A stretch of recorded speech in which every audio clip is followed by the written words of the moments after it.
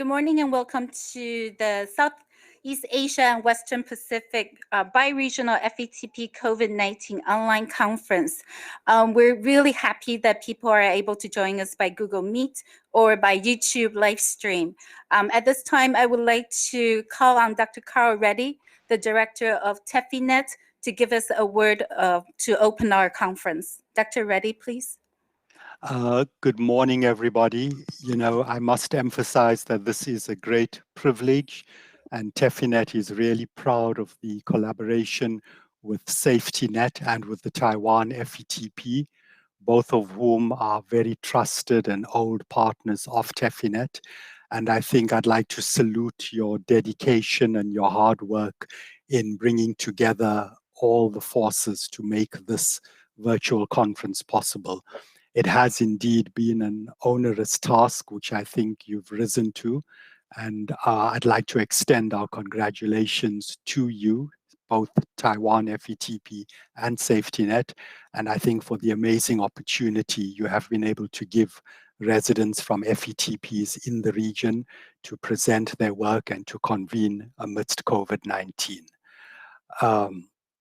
I'd also like to say that I sincerely look forward to working more closely with the regional network SAFETYNET and with FETPs in the region, because we still have a long way to go in terms of the COVID-19 response, and I look forward to our collaboration going forward. Angela, will you be displaying my slides? Yes, the slides are actually on. Thank you. Would you be able to share the screen so I can see them?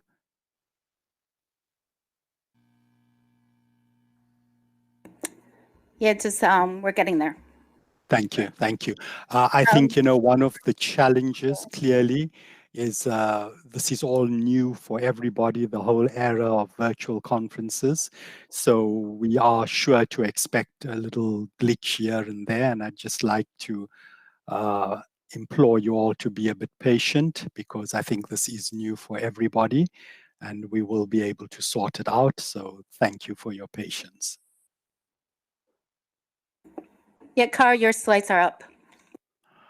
Okay, Angela, I can't see anything, but I'll talk through them. So I'd just like to say that in terms of COVID-19, we are at a very important juncture of the pandemic. This pandemic has now resulted in more than 50 million cases around the world. It has made us think about things in a very different manner. We are actually, for the first time ever, having to confront the realities of working very, very differently. We have had to step out of our comfort zone. We have had to adjust to the way we learn. Many FETPs have actually had to stop recruitment because they've been overwhelmed by the response to the pandemic. Clearly, there is a need for the new paradigm of trying to adjust to virtual learning, obviously with social distancing being a very important factor these days. I'd like to move on now to the next slide. I think the second slide is about the reality that we're facing in terms of COVID-19. Some of the challenges we have actually resulted in TEPHINET being able to respond to the pandemic. How have we done this?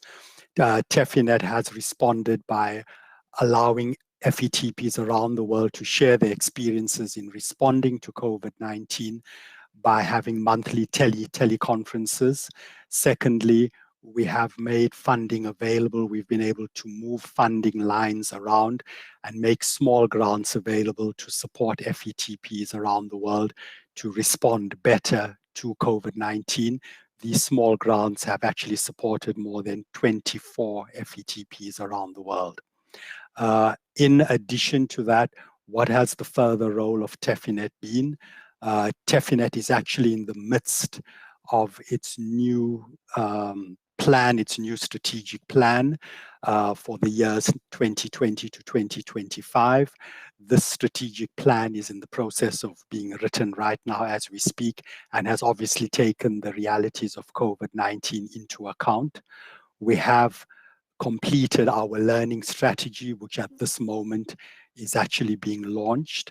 The learning strategy will impact upon the way FETPs around the world adapt to the new reality of learning, that is virtual learning. There will also be an attempt to upgrade, to modernize, to make the curriculum far more relevant than it currently is, and to review the core competencies and to ensure that our residents complete their training being able to confront the realities of a pandemic like COVID-19. Unfortunately, COVID-19 will not be the last pandemic that we face. The probability is high that in the next couple of years there will be another pandemic. And one of the things we have to ensure is that our residents are prepared to face the pandemic. So in view of that, the learning strategy has been developed. Accreditation, the accreditation group of TEPHINET, the key work area of accreditation, is working towards having the intermediate course accredited, and the indicators and the process for that is being developed. Another key work area that we have is scientific knowledge exchange, and clearly there is a need to support residents to do high quality projects and research, and then to prepare them to present their findings to a scientific audience. And of course, importantly afterwards, is they need support in order to publish. FETPs, really, the residents are not publishing as much as they could. So there definitely is a need for more support for scientific writing so that they can actually submit more manuscripts for publication. And I think going forward, also a very important development in TEPHINET has been the roadmap. You might be familiar with the stakeholders and the important partners of TEPHINET that have come together over the last 2 years and developed the roadmap to take the entire FETP enterprise forward over the next 10 years. From the meetings of the stakeholders and partners in Bellagio and Geneva, a set of 7 recommendations were developed. One of the first recommendations is the formation of the Strategic Leadership Group. And this is the group that is co-directed, that is co-chaired by Mike Ryan of the WHO and by Dr. Rebecca Martin of the CDC. The Strategic Leadership Group is entrusted with taking the other 7 recommendations of the roadmap forward. These recommendations deal with a lot of issues to take to ensure that the enterprise moves along into the 21st century. There are recommendations that deal with quality, improving the quality of FETPs. Accreditation is only one small piece of quality. We're referring to quality overall in terms of processes, in terms of all aspects of FETP teaching, field placement, mentoring, and supervision. Secondly, to diversify our funding source to be able to better support FETPs and regional networks around the world. There's a recommendation that deals with learning, and that's linked to the learning strategy. So to review the core curriculum and modernize it, make it more relevant. And that is the mechanism in terms of the TEPHINET strategic plan and the roadmap. That is going to be the vehicle by which we propel the entire enterprise forward. So without further ado, I'd like to once again thank the organizers and really salute Taiwan FETP and SAFETYNET for this really amazing effort, and to bid you all to please be patient with the little glitches that might occur. And I urge you to participate as fully as you can. And I'm really looking forward to the 3 days of sound presentations. So thank you very much to SAFETYNET and Taiwan FETP for the opportunity. And I think we are really doing a great service by providing this chance to FETP residents to present their work and to be able to actually have their work presented in a scientific forum. So congratulations once again to all of you, and thank you very much for this opportunity. Thank you, Angela. Thank you, Carl, for those kind words. I think that we will go on to our next speaker for to give us a word of encouragement and welcome. So I invite Dr. Maria Consorcia Lim-Quizon from SAFETYNET. Dr. Kanki, as we affectionately know her, has been a important partner in this collaboration to put this online conference on. So Dr. Kanki, please. Kanki, you need to unmute yourself.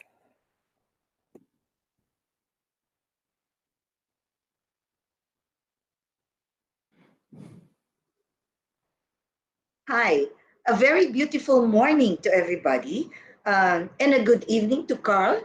It's probably close to midnight in Atlanta.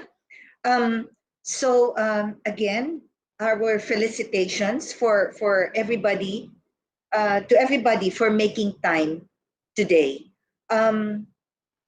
Welcome to the first bi-regional video conference. I would like to thank Taiwan for instigating and inspiring us to have this activity.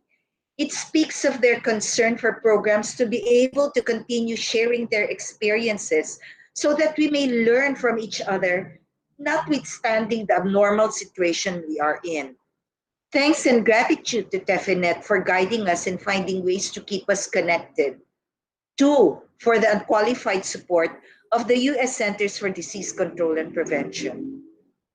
You know, as epidemiologists, we are so lucky that in this lifetime, we are able to witness the outbreaks of HIV/AIDS, SARS, Ebola, avian flu, MERS-CoV, and now this COVID pandemic.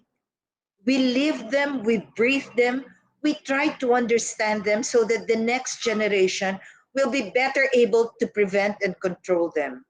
Such is our contribution. It is perfect timing too, or shall we call it fate or kismet, that everything happened in this day and age of advanced and high technology. We can still communicate well and reach out in the blink of an eye, even if we're separated by thousands of miles. And therefore we can respond. Okay, so though we would like to think that we can get it right the first time, it is very possible that we will encounter glitches and inconveniences in the next 3 days of presentation. We beg for your patience and expect everybody's understanding. Basically because we want to share, we want to learn, we want to help.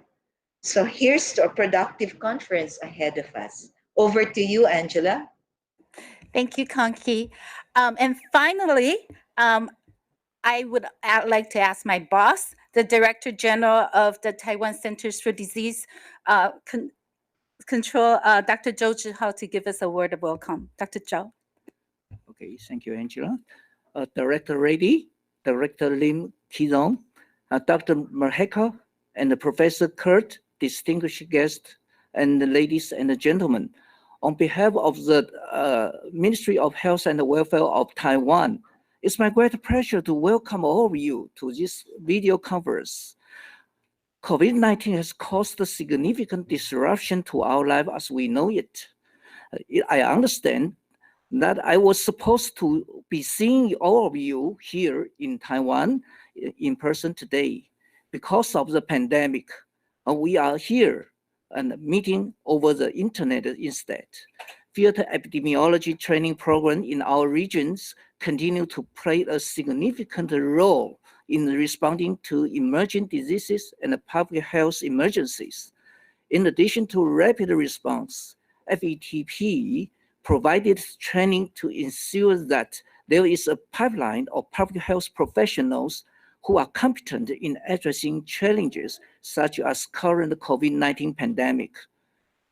Through sharing our experience of responding to pandemic, we will have further understanding of the disease and may develop best practices that will end this pandemic. In closing, I wish you a fruitful conference and an enriching experience. Thank you. Thank you so much, Dr. Zhou. And now I would like to pass the time to Dr. Quang again, who will moderate our country presentation sessions. Dr. Quang, thank you.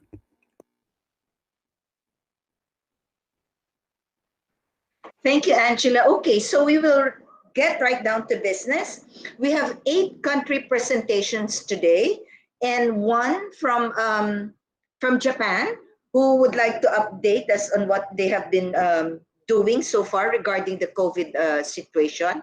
So may I remind the speakers that you have 10 minutes to present, and then we have 5 minutes for Q&A, okay? And then when you hear this, doesn't sound like ting, but almost, okay? It means you have 1 minute to wrap up, okay? So so let's start. Let's roll our sleeves and start working. The first presenter for today is Taiwan. The speaker will be Dr. Wan-Chin Chen of the Centers for Disease Control of Taiwan. So Dr. Wan-Chin Chen, the floor is yours. Thank you. Good morning, good afternoon, ladies and gentlemen. Next. Taiwan is the first country in Asia to legalize same-sex marriage. We have a vibrant civil society with diversity in culture. The population in Taiwan is nearly 24 million. Because of geographic proximity and cultural similarity, Taiwan has close trade ties with China. We were also one of the most affected countries by the SARS outbreak in 2003, with 346 cases and 73 deaths, yielding a case fatality rate for 21%. The travel and economic cost of the outbreak was around $5 billion US. Next. Lessons we learned from the SARS outbreak include that lack of awareness and delayed reporting caused spread of disease. Insufficient hospital infection control caused nosocomial outbreaks. Ineffective command channel leads to chaos and exhausting of logistic personnel. Inexperience in implementing quarantine caused inadequate support for those quarantined. And the poor risk communication result in social panic. Next. After SARS, Taiwan established the Central Epidemic Command Center, or CECC, that can be activated in response to communicable disease outbreak and coordinate actions between different ministers. Taiwan CDC conducted multifaceted surveillance systems through indicator-based and event-based surveillance, and initiated quarantine and fever screening at international ports of entry. We built up capacity on lab diagnosis at the national level and recruit medical officers at Taiwan CDC. We set up communicable disease control medical network for isolation and the treatment of patients infected with highly contagious disease. We stockpile PPE for healthcare and public healthcare workers. We enhance infection control and biosafety training. We strengthen risk communication through our toll-free hotline, website, and social media, and gave regular scheduled press conference. And we amended the Communicable Control Act to empower public health authority to impose control measures. Next. In the past decade, Taiwan faced different challenges to emergent and re-emergent infectious disease, including H1N1 in 2009, dengue in 2010, H7N9 and rabies in 2013, Ebola in 2014, dengue and MERS in 2015, Zika in 2016, and of course, COVID-19 in 2020. Next. Our strategy for COVID-19 control are listed here. We activated CECC at the very beginning for multidisciplinary coordination. Next.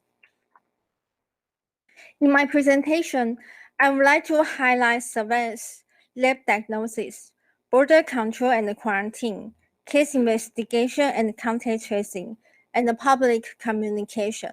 Next. For COVID-19 surveillance, we have indicator-based and event-based surveillance system. Regarding the indicator-based surveillance, we gather data from national notifiable disease surveillance, community enhanced surveillance, quarantine at the airport, syndromic surveillance, outbreak reporting, lab surveillance, as well as trend monitoring for influenza-like illness and acute respiratory infection. For event-based surveillance, we gather information from government website, international agency, and the social media. Next. After establishing lab capacity for SARS-CoV-2 testing, we implemented several testing strategies that we should test all suspected cases reported to notifiable disease surveillance for COVID, influenza with severe complication, and H7N9 infections. Symptomatic individual during quarantine, all high-risk exposure or close contact of confirmed cases, irrespective of their symptoms. Individual at high risk of disease transmission when lifting quarantine is part of COVID-19 outbreak investigation, and the IOI or ARI patients at centenary primary care or outbreaks at institutions. Next. The border control policy in Taiwan was adjusted according to disease spread. When we detected a cluster of unknown causal pneumonia in Wuhan on December 31st, 2019, we started onboard quarantine for flights from Wuhan. We conducted travel risk assessment regularly, and home quarantine was required for inbound travelers from Hubei and then from high-risk countries or region by week 5, as shown in this figure. Next. After seeing locally acquired disease linked to imported case and the case with no known cause identified, Taiwan imposed 14 days quarantine for all inbound travelers since March 19th. We also restricted the entry for foreign nationals. After these border control measures, the number of suspected COVID-19 cases reported decreased gradually. Next.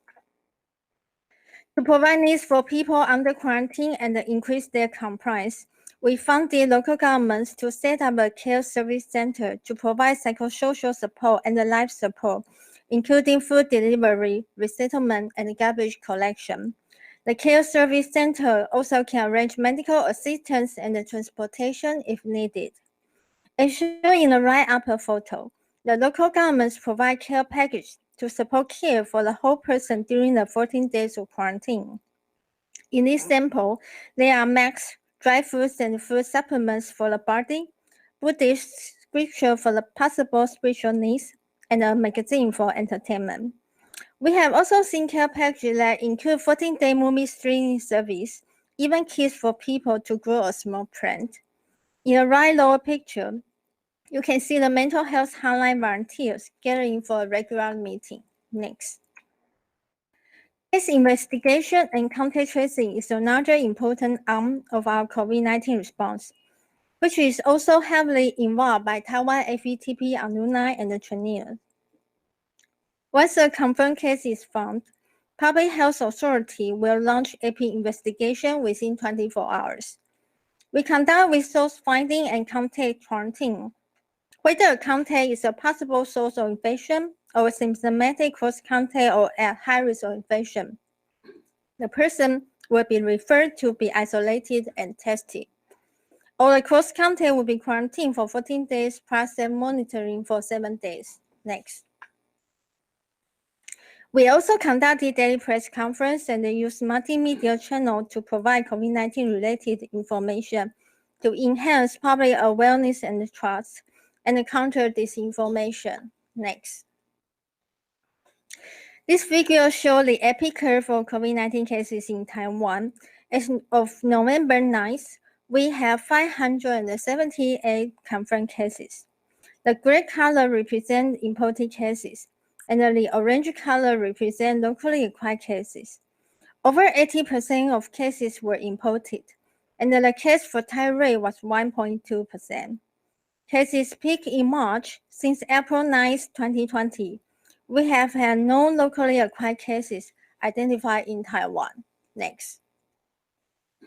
Through the response to COVID-19, we still face different challenges. As the pandemic continues, we need to prepare for tracking COVID-19 in the upcoming influenza season. We still need to learn how to safely reopen the border and resume economic activity.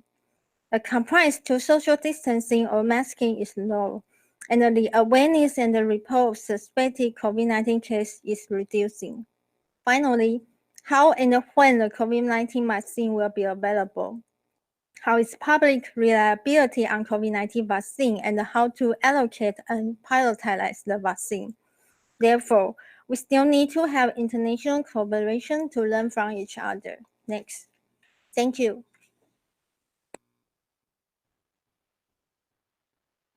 Thank you, Dr. Chen, for keeping on time. I now open the floor for questions and comments.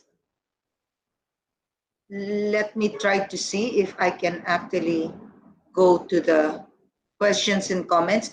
But I do have a comment, Dr. Chen. It looks like what worked for you, for Taiwan, is that, you know, there are existing surveillance systems, and because of the lessons learned in SARS, you never let your guard down. That is why every time when something happens, you know, I cannot even say you reactivate because your surveillance system is actually active already. So can I just have like a confirmation that in fact all of these surveillance systems really didn't go down or let go of their guard, such that you were able to immediately respond because of that? Dr. Chen? Yes, because after SARS, we already established multifaceted surveillance system, including the indicator-based and the event-based. So once we detected the outbreak in Wuhan on December 31st, we can act and respond immediately after that to initiate our COVID-19 response in Taiwan. Thank you. Okay, thank you. I don't see anyone asking questions. They probably haven't figured out yet. Dr. Konki? Dr. Chawetsan? Namwat is actually Yeah. raising his hand. Go ahead, Yes, please. yes. Good morning. Congratulations for the Taiwan FETP and the team for your management in COVID. May I ask you about, because you showed the slide that about violation handling. Do you have the real experience about the people under the quarantine that violate the guideline or the rules you have? Yes, but the proportion to violate the quarantine is very low because we give them psychosocial and life support, but we also fine them with larger money if they break the quarantine law in Taiwan. Mm-hmm. So actually, the final the compliance to the quarantine in Taiwan is pretty high. Okay, thank you. Thank you. Do we have time for one more question? Do I see hands or not feet, just the hands? Okay. And Conky, sorry. yeah. I'm just gonna help with so there's a Yes, question please. from online. So one is that were everyone quarantined only in the quarantine centers or even at home, and also that how to manage to find all the contacts and if any technology tools were used. Okay, so for quarantine, they can choose, the inbound traveler can choose be quarantined at their home if they have a separate room and a bathroom and can be separate from their household members. Otherwise, they have to stay in the quarantine hotel, or if they can find the hotel, they have to be quarantined at the group facility. And for the contact and the management, may I have my slide 18?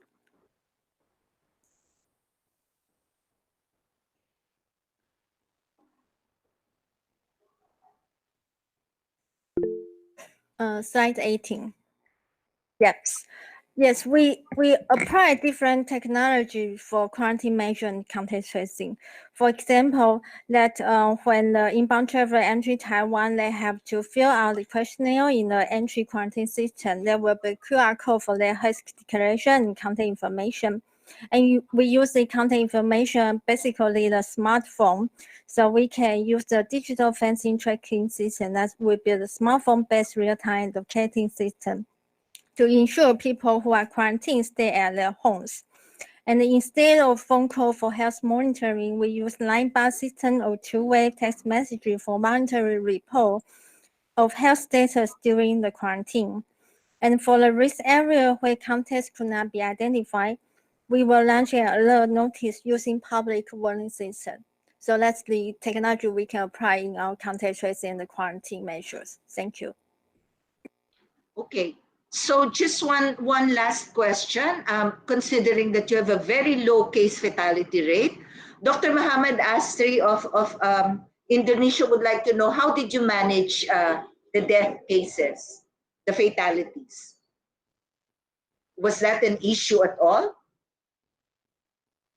Pardon, can you repeat? You mean the fatality cases? Yes. How did you manage the death cases? Was that an issue? For example, here in the Philippines, it was a big issue about not having to see your dead loved ones because they have to be cremated immediately and so on and so forth. So how did you manage that? Yeah, there's a rule that they have to be managed in a proper way and in infection control policy, but their relatives or family, they can still to see the body with the proper personal protective equipment. Thank you. All right. Okay. Thank you. So round of applause, even though she can only see my applause, I will clap for all of us for Dr. Wan-Chin Chen's presentation of Taiwan. And now we move on, and may I welcome Dr. Chawetsan Namwat of the International FETP to give us the COVID presentation in Thailand. Go ahead, Dr. Namwat. Okay, good morning and good afternoon, everybody. Thank you for letting me join this event. Okay, next, please. The COVID situation in Thailand since start early January, we found the first case on January 13, and that is the first confirmed case of COVID-19 outside China. And you see that we found sporadic case as imported case and some of local transmission in January and February. And the peak are in March that you can see the imported case and the local transmission are the majority. But after April, we have the lockdown. You can see the red bar showing majority of them after that are the cases from quarantine facilities. Totally, cumulatively, right now we have 3,840 cases and 60 deaths, with case fatality rate is 1.6%. Next. This is the age group distribution and sex of the cases. You can see that both in the total, 55% of confirmed cases are male. And you can see both sex, the majority cases is between 20 to 49. And for the geographical distribution, you can see the majority of provinces are lower than the average of incidence rate. In Thailand, average incidence rate is 5.6 per 100,000. You can see here, majority are in the pale yellow and green. Next, please. This is a timeline showing the response of the Thailand Ministry of Public Health and whole the government and the people.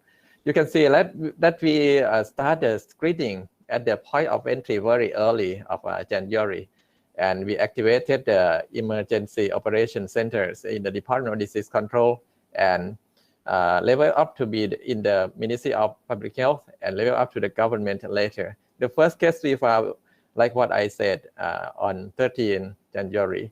And at the end of January, Public Health of Emergency international concerns announced or declared by WHO. And in Thailand, we consider it as a dangerous communicable disease under our act at the beginning of March. And the last outbreak that very notable here is in boxing stadium and the night spot in the middle of March. And we can see the peak after that is a big one. We have the emergency decree on public health administration in emergency situation at the end of March and lockdown at the early April. Next. These are the strategy we are combating with the disease. It's a 6 C's. Capture, how can we screen and early detection at the point of entry at the beginning, and also we have addition activities in surveillance and screening the risk group in country also. The case management, we have the guideline that up to date, we update very frequent, and then contact tracing is very hard work for us, but it is it proved it is worth to do that. The communication by the government, we have the spokesperson who communicate the message to the people every day, and also the community participation and law enforcement let us keep our work effective. And the coordination at the information centers, not only in the Department of Disease Control, but overall the ministry and to the government at the ministry also. Next, please. This is a picture of when we close the premises like a school and workplace, maybe like other country. Okay, I think I can pass this quite quick. Next, please.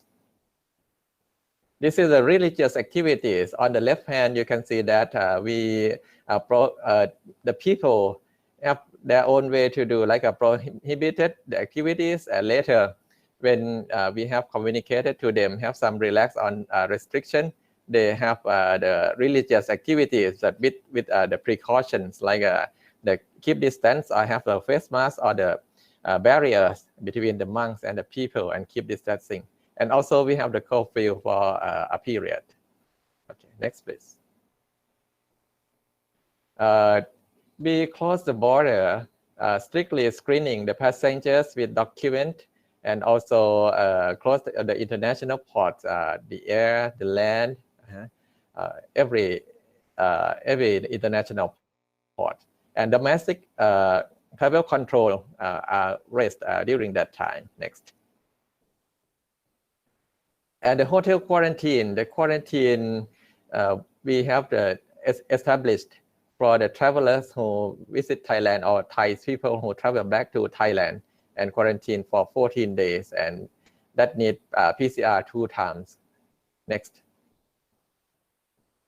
The role of FETP beyond the 6C that I mentioned, it's about capture, case management, contact tracing, communication, community participation, coordination. We have next.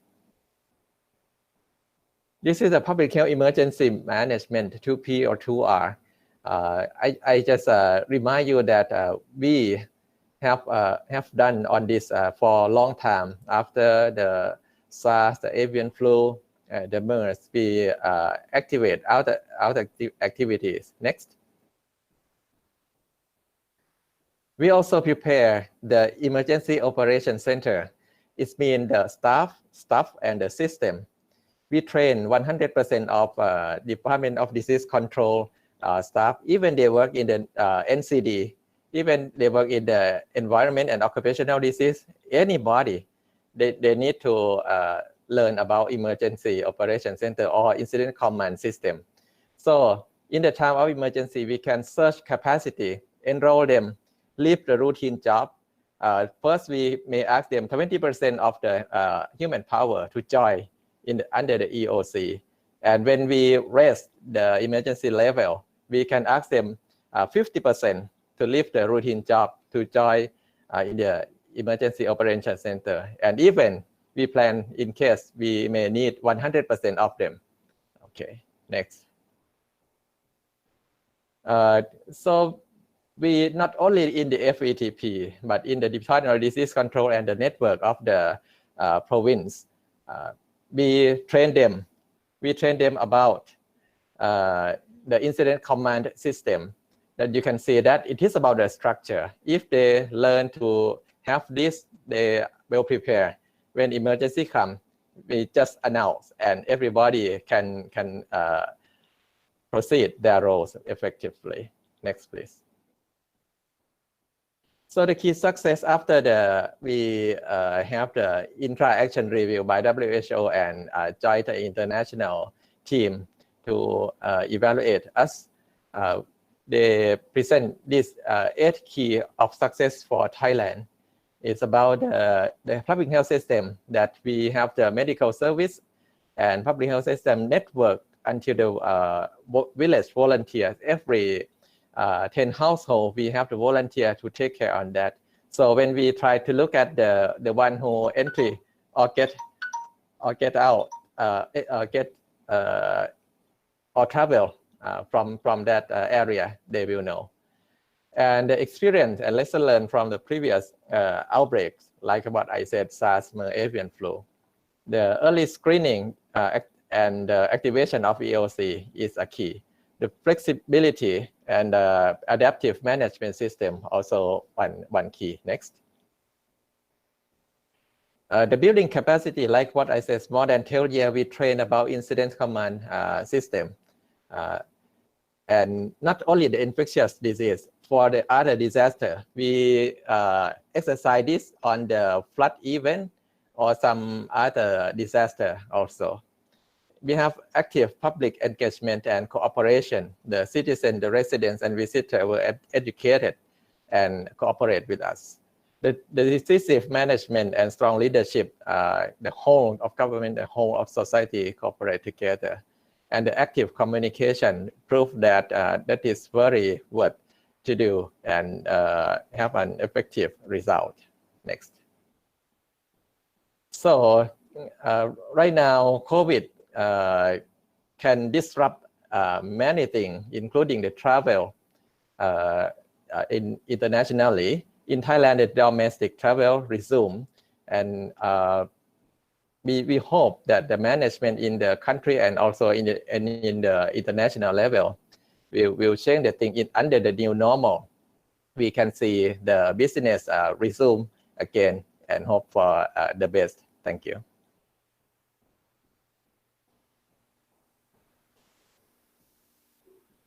Thank you, Dr. Chawetsan. It's truly, truly inspiring to hear that, you know, Thailand has 3,000 plus and 60 deaths and then done. So it can be done. It can actually be controlled, okay? So my question actually is, and which is probably not a fair question, but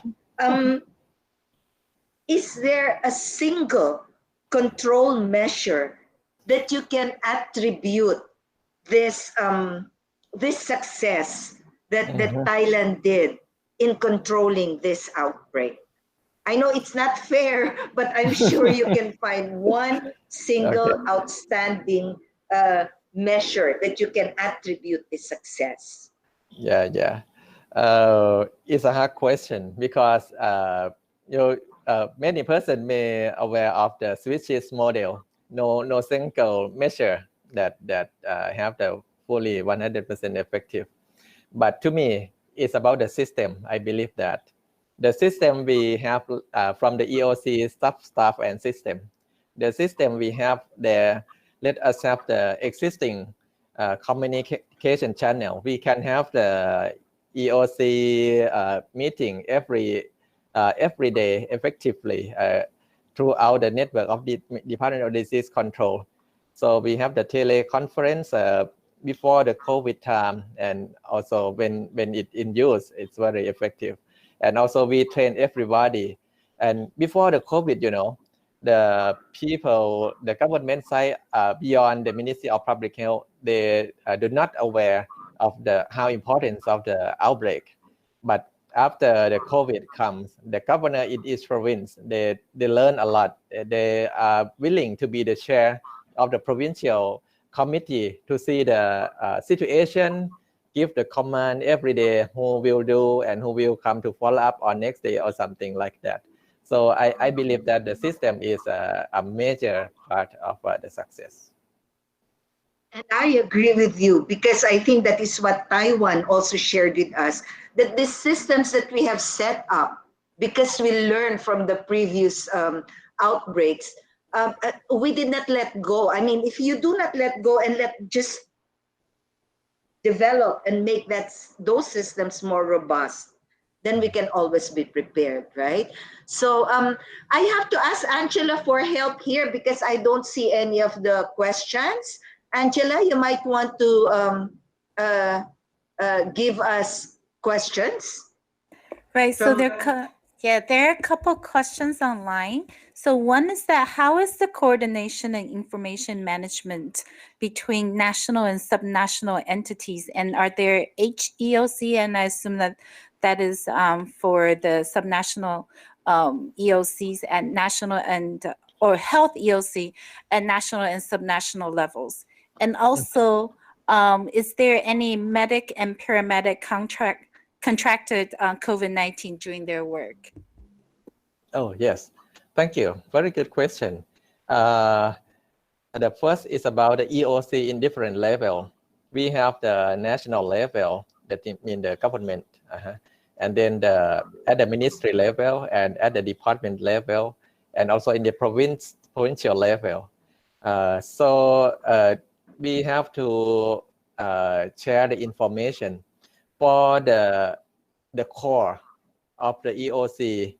I can say that the Department of Disease Control EOC is the core, because by law, we are the authority who take care about the communicable disease. So the guidelines will be announced on our official website. So if they have problem, we always say, please go to see the latest information on the website, even the situation, even the new guideline or many things. But we found that it is not enough. The way to have a direct communication, our network may have additional question. They can call, they can have the line group. And one thing for the risk communication that is very accessible is about in the department, they use Facebook, the TikTok, YouTube, every channel to communicate what they should do, the situation, what is the risk, what they should do. So the people who visit the Facebook or Department of Disease Control become 10 million, 70 million, 30 million. They count on that, and also the TikTok.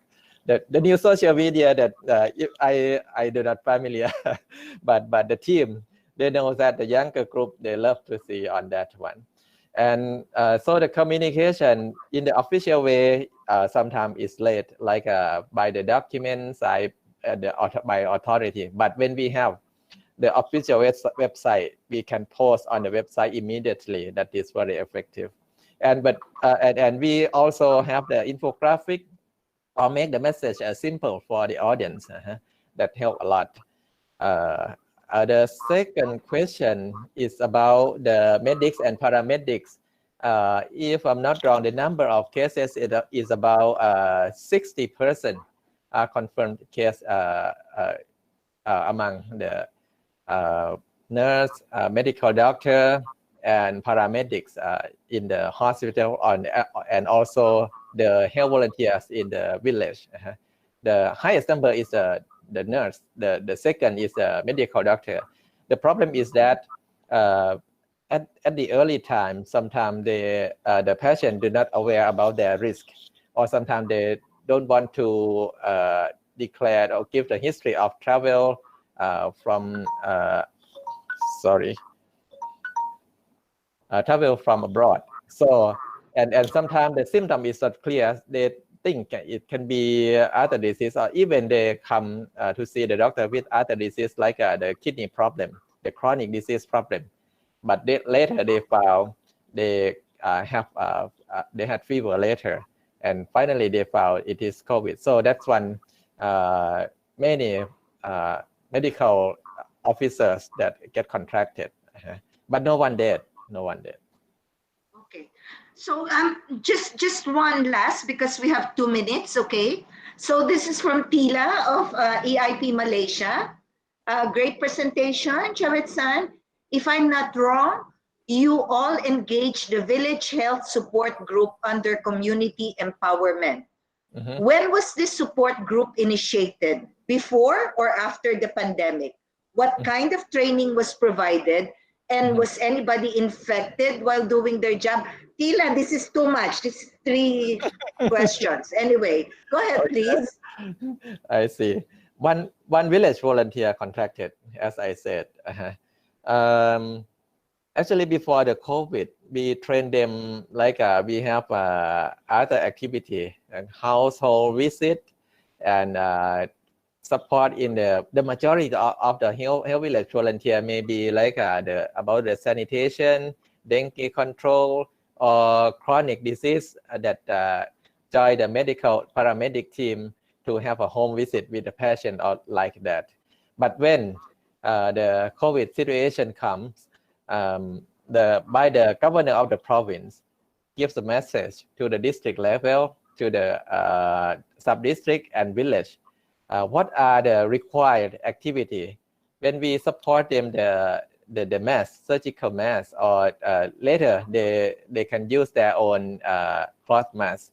But with the good practice on hand hygiene and keep distancing, when we assign the activities, and in the rural area, the number of cases is not many, so we can have a focus on each team.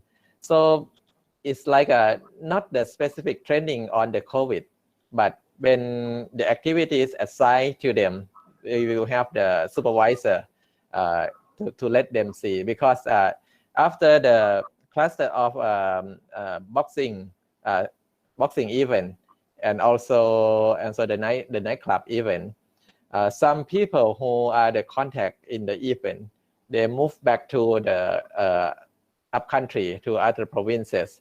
So they have the name list, because in the rural they know everybody. Today there are 3 people from Bangkok come to our village, so they go to ask for information and report very effectively. And we aware how to help them to have a good behavior to protect themselves. Okay, thank you. I actually have now questions are coming in, but unfortunately we don't have time anymore.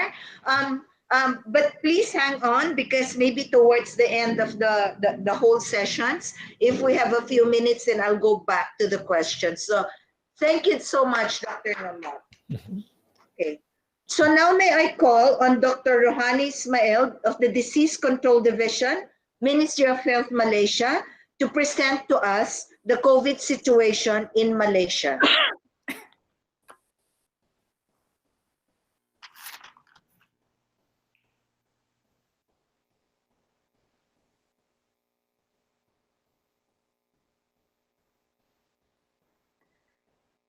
Okay, good morning. Can you hear me? Yes, we can. Okay, all right. Thank you very much. Thank you very much, Madam Chairperson. And good morning to all my colleagues from other countries.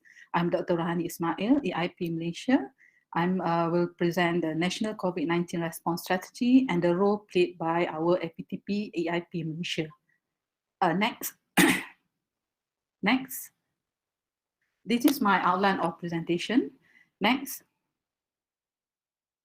So as an introduction, we received our first Malaysian cases from the southern part of states in Johor Bahru on the 17th January 2020.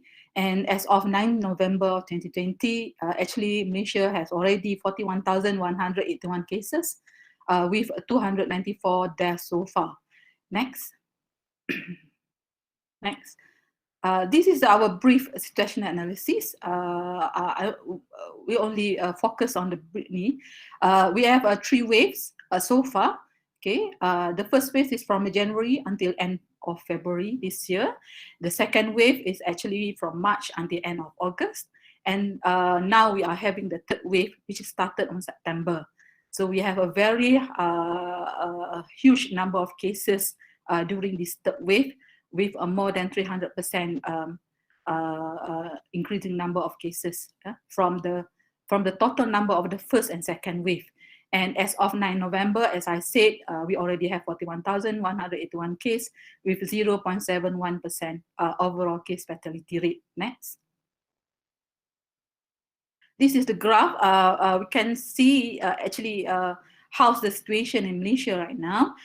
We have the first wave until end of February, and then we merge into the second wave until end of August, and suddenly we have surge of increase. It is more than 300% increase from those first and second wave. Okay, next. So this is our Malaysia's approach to pandemic COVID-19. Next. We actually focus on our approach on 6 areas. First is the public health interventions, whereby we have our public health intervention, we have the international entry point screening. We have also the 14 days home surveillance order or quarantine under our Act 342, Prevention and Control of Communicable Disease. And we have a series of movement control order and also border control. And we also, under public health intervention, we have enhanced our case management, especially those with active case detection and contact tracings, as well as management of clusters. And we also have the targeted approach testing, which is mainly concerned on the vulnerable group and high-risk groups, as well as other high-risk localities and clusters. The second approach is on the diagnostic and testing, whereby we enhance our laboratory capacity. We actually use RT-PCR as our gold standard, and we develop our SOPs for our usage of RTK antigen as well as RTK antibody. And the third approach is developing guidelines using the evidence-based approach. We actually developed 6 guidelines so far for the COVID-19 management, which mostly concentrated on the treatment and clinical protocols, the case definitions, as well as others such as the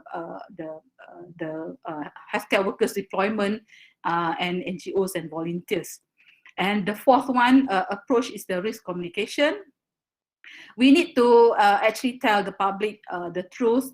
We must be transparent. We have to be very factual and consistent with our data, and then the public will keep trust on us. So we have actually daily press statement made by our Country Director General every day until now, and we also have information on various channels. And the fifth one is the isolation and treatment. We have the develop policies that all positive cases must be admitted at our COVID hospital and also our quarantine and treatment center, which is actually the step-down approach for all the level 1 and level 2 cases. Next. So the sixth one is the collaborations on sharing of resources, which is very important because now we collaborate with our private wing that is from GPs, the private hospitals, as well as laboratories for our enhanced laboratory capacity. And we also collaborate with university hospitals. We have also COVID hospital within the university hospitals, as well as we use their laboratory for our enhanced laboratory capacity. And we also have many NGOs helping us and thousands of volunteers helping us also from early start of pandemic. Next. There is one higher authority body which called National Security Council, which made all decisions during crisis. And one of those decisions made was the movement control order, from the mid of March until now. So we have series of movement control order. For the first 3 months, we have a total lockdown, or we call it enhanced movement control order until May. Then we change it to the conditional movement control order, whereby we allow more economic activities sets in. And after there is a double-digit cases, we actually change it to the recovery movement control order. At this time, there are many economic activities we allow in the country. However, because of the third wave, we actually change it back to strengthen back our movement control orders to conditional movement control orders with enhanced movement control orders for specific localities which have many cases, and just to reduce the transmission at that locality. Next. So in order to increase our response to combat the pandemic COVID, especially in the third wave, we actually developed the response strategies based on phases. Next. We developed, actually it's modified from our WHO guidance document from the Pandemic Influenza Preparedness Plan and Response 2009. From 6 phases, we changed it, modified to 4 phases. We call it Disease Outbreak Response Metric Malaysia DOM. And each phases, actually there is overlap phases for every phase, every strategies, and it is planned in line with our movement control order. Next. Next. This is our, we revisit back our pandemic influenza phases. We have 6 phases, plus the post-peak and as well as the post-pandemic phase. So next. Next. So we modified it into Disease Outbreak Response Metric Malaysia. We developed into 4 phases. That is alert phase, the early containment phase, the late containment, as well as the mitigation phase. Next. So we have to plan our strategies. Then what tools we have? We have to use many tools for our planning, which is based on our data analysis, our real-time data analysis, and we use also all the research findings from local as well as overseas. And we have the risk assessment, especially the field risk assessment. And we did a detailed smoke mapping for all the positive cases in order for us, easy for us to contain the outbreak in that area. And we have to keep in mind when we plan the activities, the strategies on the availability of various resources, especially the human as well as the stockpiles, because at one time we are really lack of stockpiles when this disease, this pandemic struck globally. So, however, whenever we have to plan everything for our strategies, we must abide with our guidelines. Next. Okay, for the response strategies, during our first wave, actually we adopt the phase 1 and 2 strategies, whereby there is a limited human-to-human transmission at that time, just to strengthen our pandemic preparedness as well as our response capacities. So activities during this phase is the strengthening our surveillance activities, our preparing our stockpiles and training, as well as developing guidelines and standard operating procedures at various levels, the national, state, as well as the district levels. Next. Next. When we go to, when actually we have the second wave, yeah? We have the second wave around March 2020, we have to move into our late containment phase because at that time there is an increased number of cases. So the main aim is to stop or to slow the spread of infections to other human. And we have to adopt many urgent activities, such as activate emergency and crisis community at various levels until the district level. We have to deploy operational and logistic response team to various areas affected, especially in Kuala Lumpur and Selangor. We have also enhanced our case management. We have to get a detailed history and close contact tracing, very vigilant close contact tracings, and also enhance our laboratory investigations at that time. Next. Next. We also opened our many quarantine centers, which meant only for close contact for the confirmed case, as well also travelers from overseas. So they are actually be there in the quarantine center for 14 days, and then we are given release order for them after that. And then other important strategies is the monitoring and evaluation continuously, and also provide regular updates to the public. Next. Okay. When we actually move into the third wave, we know that there is increasing number. We have the 300% increase of cases. We have to move to enhanced strategies for our late containment. We are not going for mitigation yet, but we are enhancing our strategies for our late containment, which include full mobilization of our healthcare system to contain the disease, the spread of disease, and also we have the individual and societal measures. We promote to the public.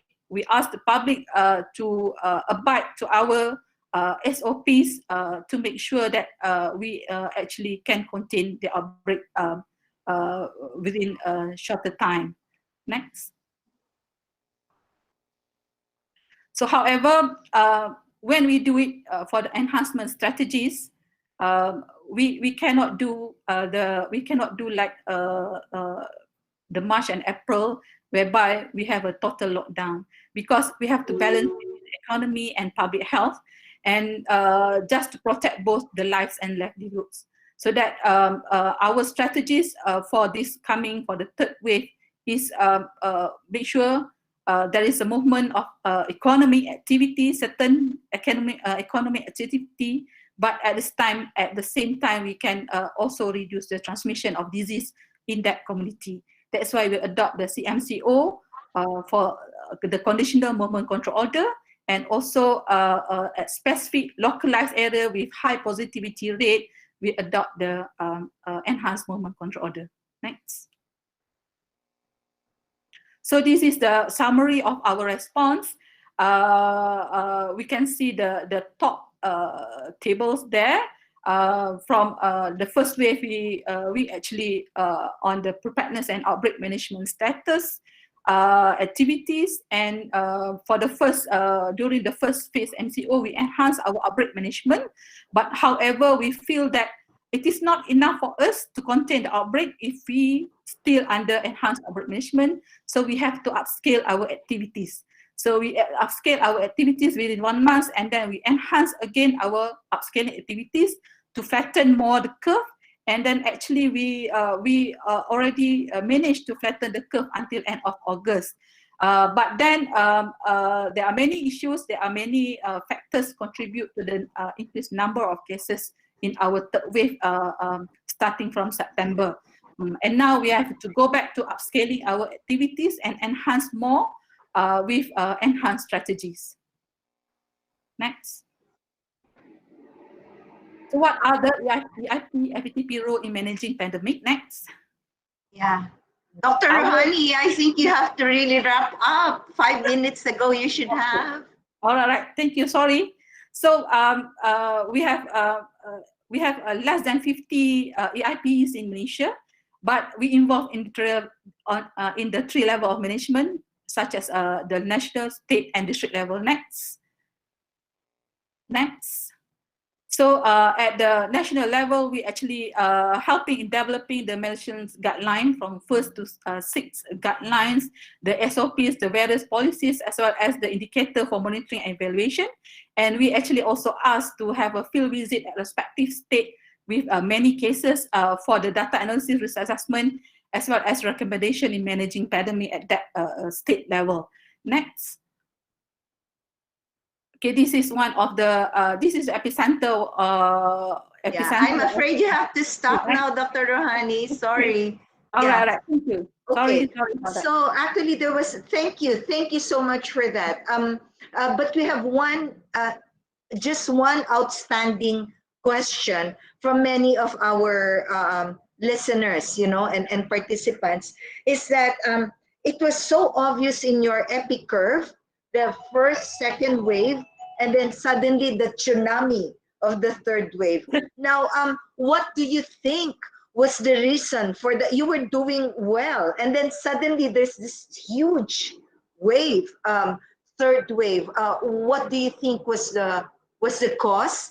And well, was there any finger pointing at all because of this huge third wave? Okay, very short answer, please. Go ahead. There's a very tough questions to answer. Okay, but actually there is a two peak in the second wave, the third wave. Actually, two peaks.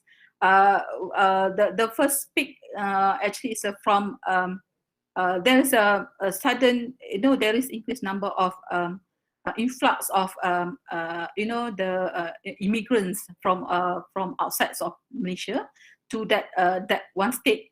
It's very difficult to contain because it is oceans, so they can go in anywhere they want.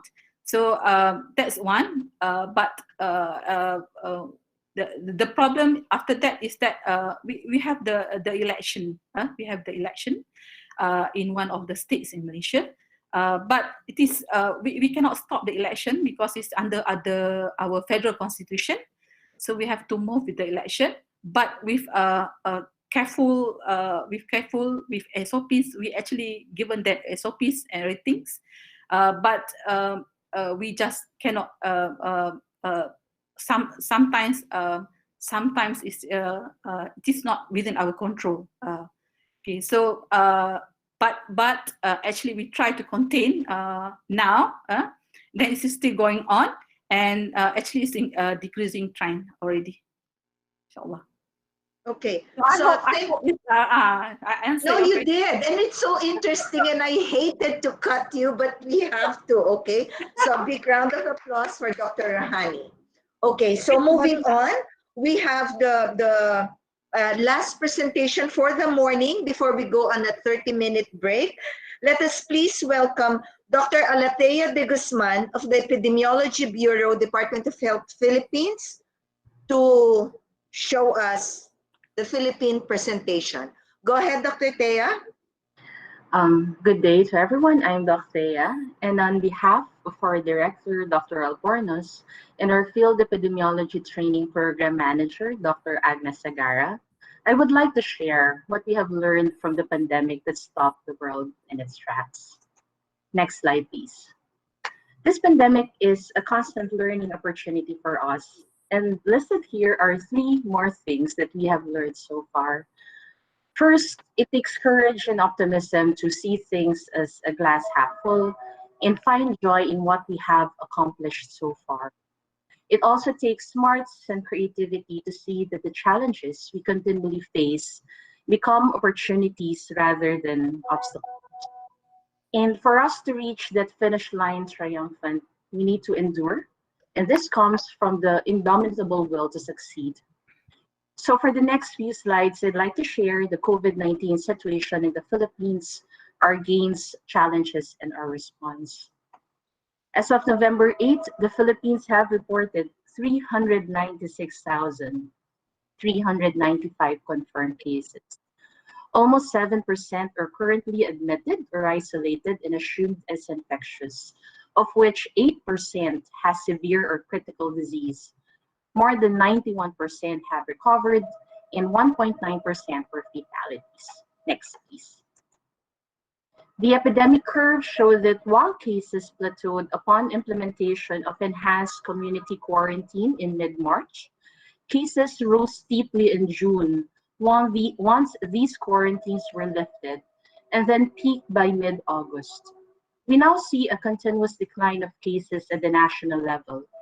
Metro Manila, or the National Capital Region, shown as green bars, remains the epicenter of this epidemic, but all regions are now affected. And while cases in Metro Manila have significantly declined, we have observed a rise in cases in northern Philippines and in Mindanao. Next slide, please.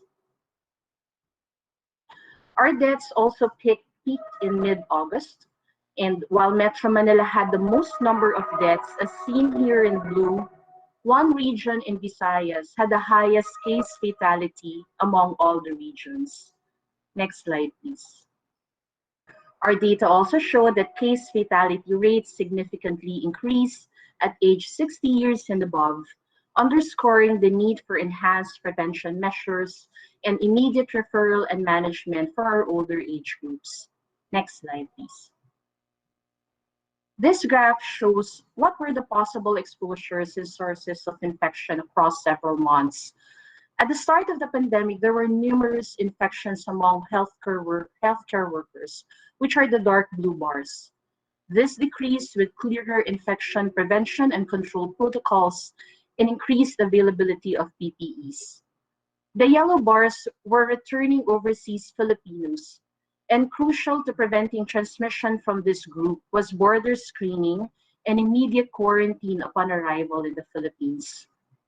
Also, once we eased community quarantines in June, we saw infections among local travelers and individuals from Metro Manila returning to their permanent homes in other provinces. These are the brown bars. And what was also notable were the light blue bars, or the cases who had no known exposure to a confirmed case or to a setting with detected confirmed cases. The proportion of cases with a known exposure has increased over recent months. Next slide, please.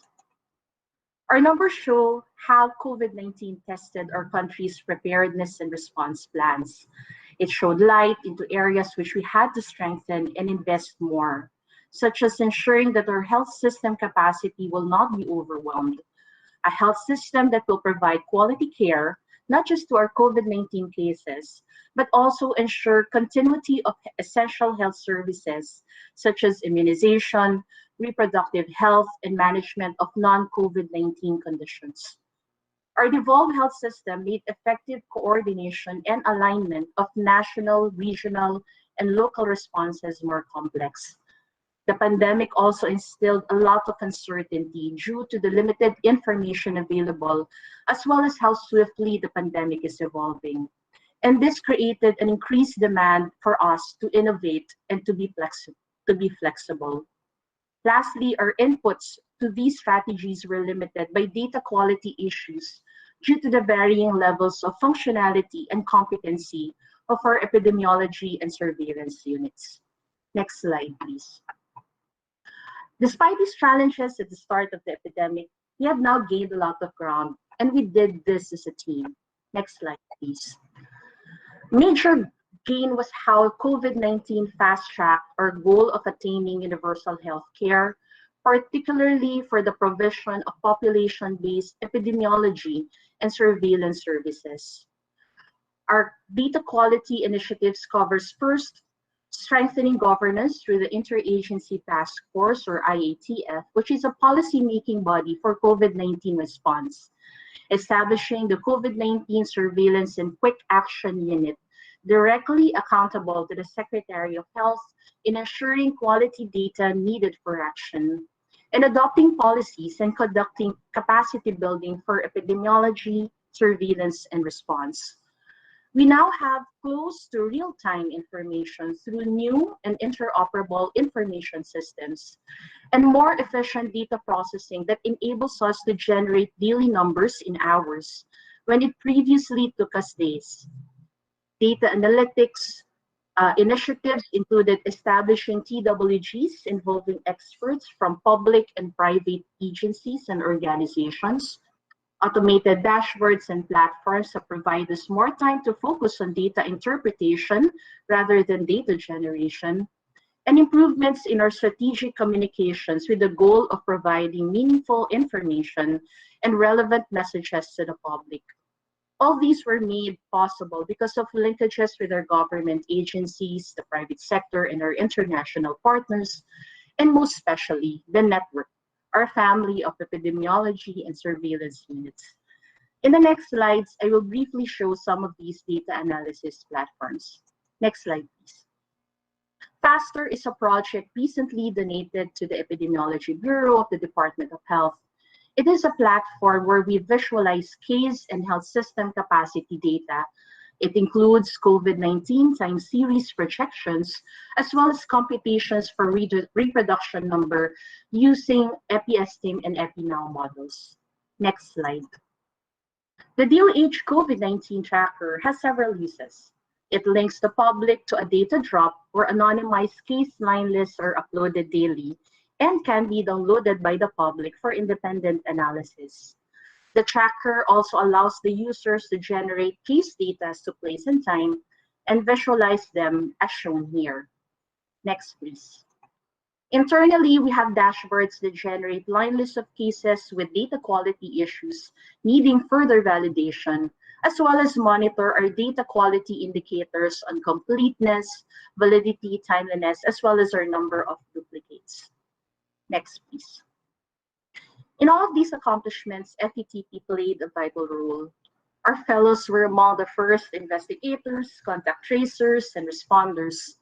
And the FETP, through the Epidemiology Bureau and the COVID-19 Surveillance and Quick Action Unit, led in developing policies and systems for COVID-19 surveillance and response. Though our training program was disrupted, we continue to build capacities of our regional and local offices through modified epidemiology and surveillance courses with focus on COVID-19. And lastly, we have advocated and stood by the need to decide and act based on science and evidence, despite differing demands and agenda from our decision makers. I feel that as fellows, graduates, and training staff of FETP, COVID-19 may be the hardest exam we have faced. It's an exam where our answers and solutions means recovery or fatality. Next slide, please. But while we have done a lot, there are more hills to climb. Next, please. Big challenges lie ahead. Functionality and competency of our epidemiology and surveillance units have to be swiftly addressed and achieved. We have experts and scientists who can and have contributed to our body of knowledge, but we need to unify them despite their differing agenda. Lastly, this pandemic made our decision makers realize and appreciate the value of data. It is up to us to create an opportunity to widen and sustain this relevance and appreciation for the vital role we play in this pandemic response. Next, please. But the fight against COVID is far from over. And I feel that to conquer this pandemic, we need to endure. Next, please. So months into this response, it has become more difficult to find purpose and that will to keep on. And it is important to have something to hold on to and to draw strength on. Next, please.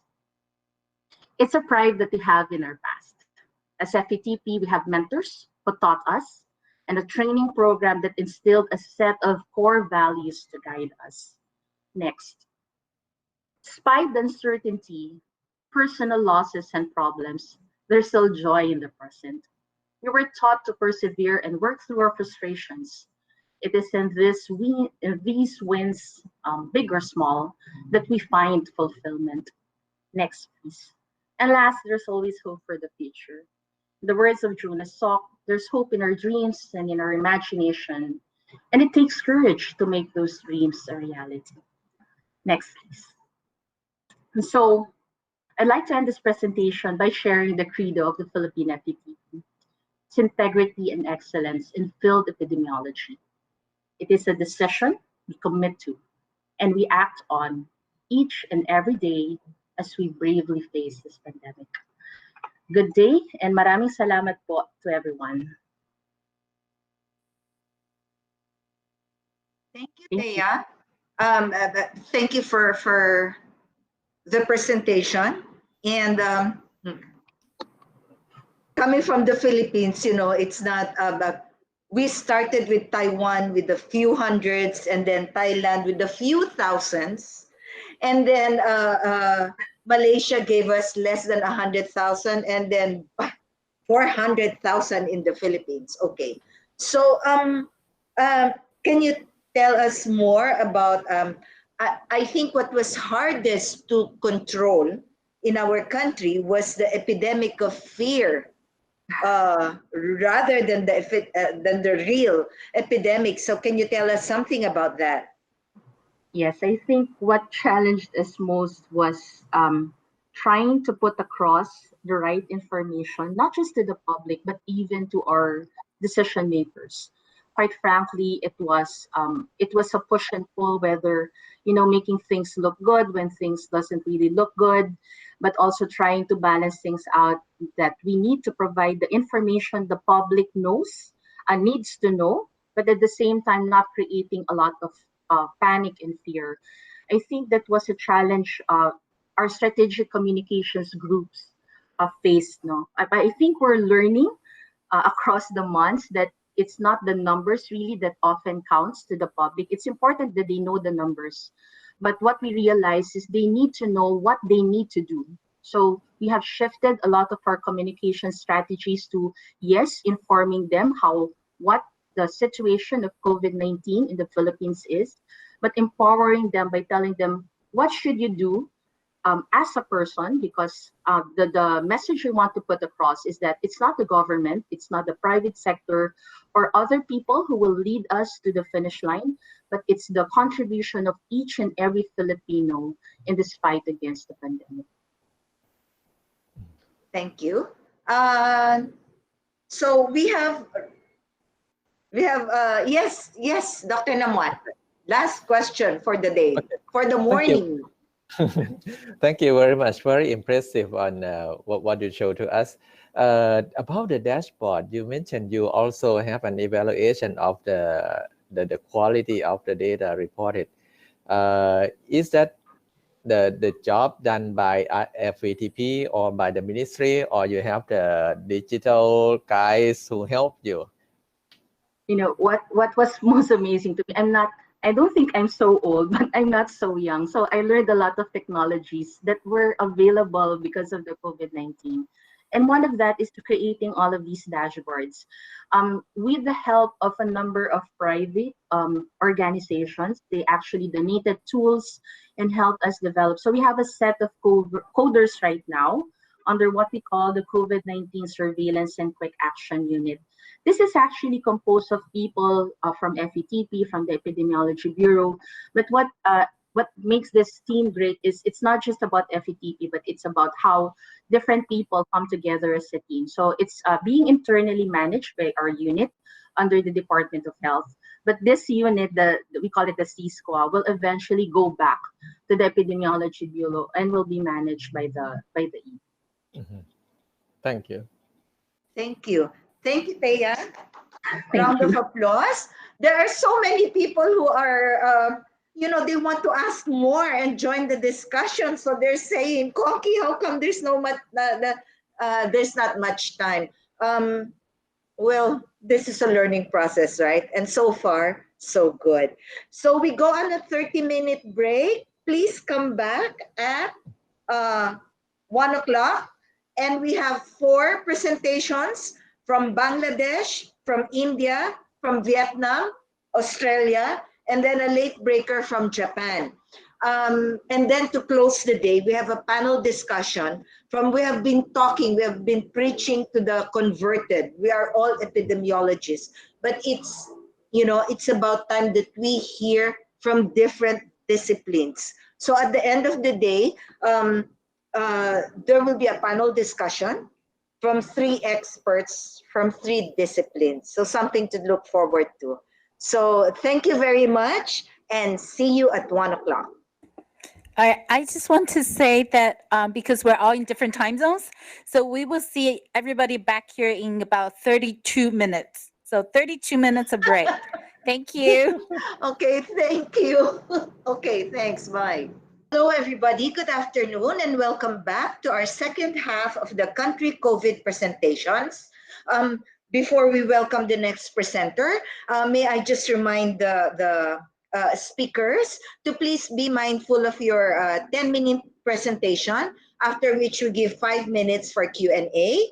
I will prompt you when you have 1 minute remaining of your presentation, so you can wrap up, and then we go right ahead to Q&A. Okay, so again, good afternoon, and let us all please welcome Professor Sabrina Flora Directorate General of Health Services in Dhaka, Bangladesh, to give us the COVID situation in Bangladesh. Dr. Flora, the floor is yours. Good morning, everybody, and good afternoon and good evening to other parts of the world. Thank you very much for giving me the opportunity to speak about Bangladesh and share our experience in COVID-19, especially focusing on the contribution of our FETP graduates and fellows. I'm given 10 minutes only to share our 10-month experience. So maybe I would miss a lot of issues, but I would go quickly and highlight the contribution my graduates and my fellows have been doing for the whole period. Next slide, please. So before starting, little bit about our country. As you know, Bangladesh is geographically is a very small country, but population size-wise, it's big. We are one of the most densely populated country, especially in the city areas. We specifically mentioned that Dhaka, the capital of Bangladesh, it's very, very densely populated, which actually pose additional challenge for us to contain COVID-19. Next slide, please. Although today I am representing Director General's office, but basically the COVID-19 during the COVID-19 containment activities, I was the Director of Institute of Epidemiology, Disease Control and Research, which is the mandatory institute for surveillance activity and outbreak and emergency response. In addition to that, we develop workforce and also conduct public researches. I'm mentioning about the institute because at the initial phase of COVID-19, IDCR led the whole containment activity in Bangladesh. Next slide, please. As one of the objective of the institute is to develop human resource, IDCR started field epidemiology training program in 2012, and we have actually 2 levels of field epidemiology training program. One is advanced for 2 years and one is frontline for 2 to 3 months. Next slide, please. It's a new program. We are not as old as Thailand or many other countries. So because it launched in 2013, we have only recruited 7 cohorts, and out of which we have 30 graduates and 24 are medical graduates and 6 are veterinary graduates, and currently we have 12 fellows. Next slide, please. Out of the frontline, as I mentioned that we have frontline program, this is started little later in 2016, and we had already 10 cohorts through this cohort program. We have 169 graduates and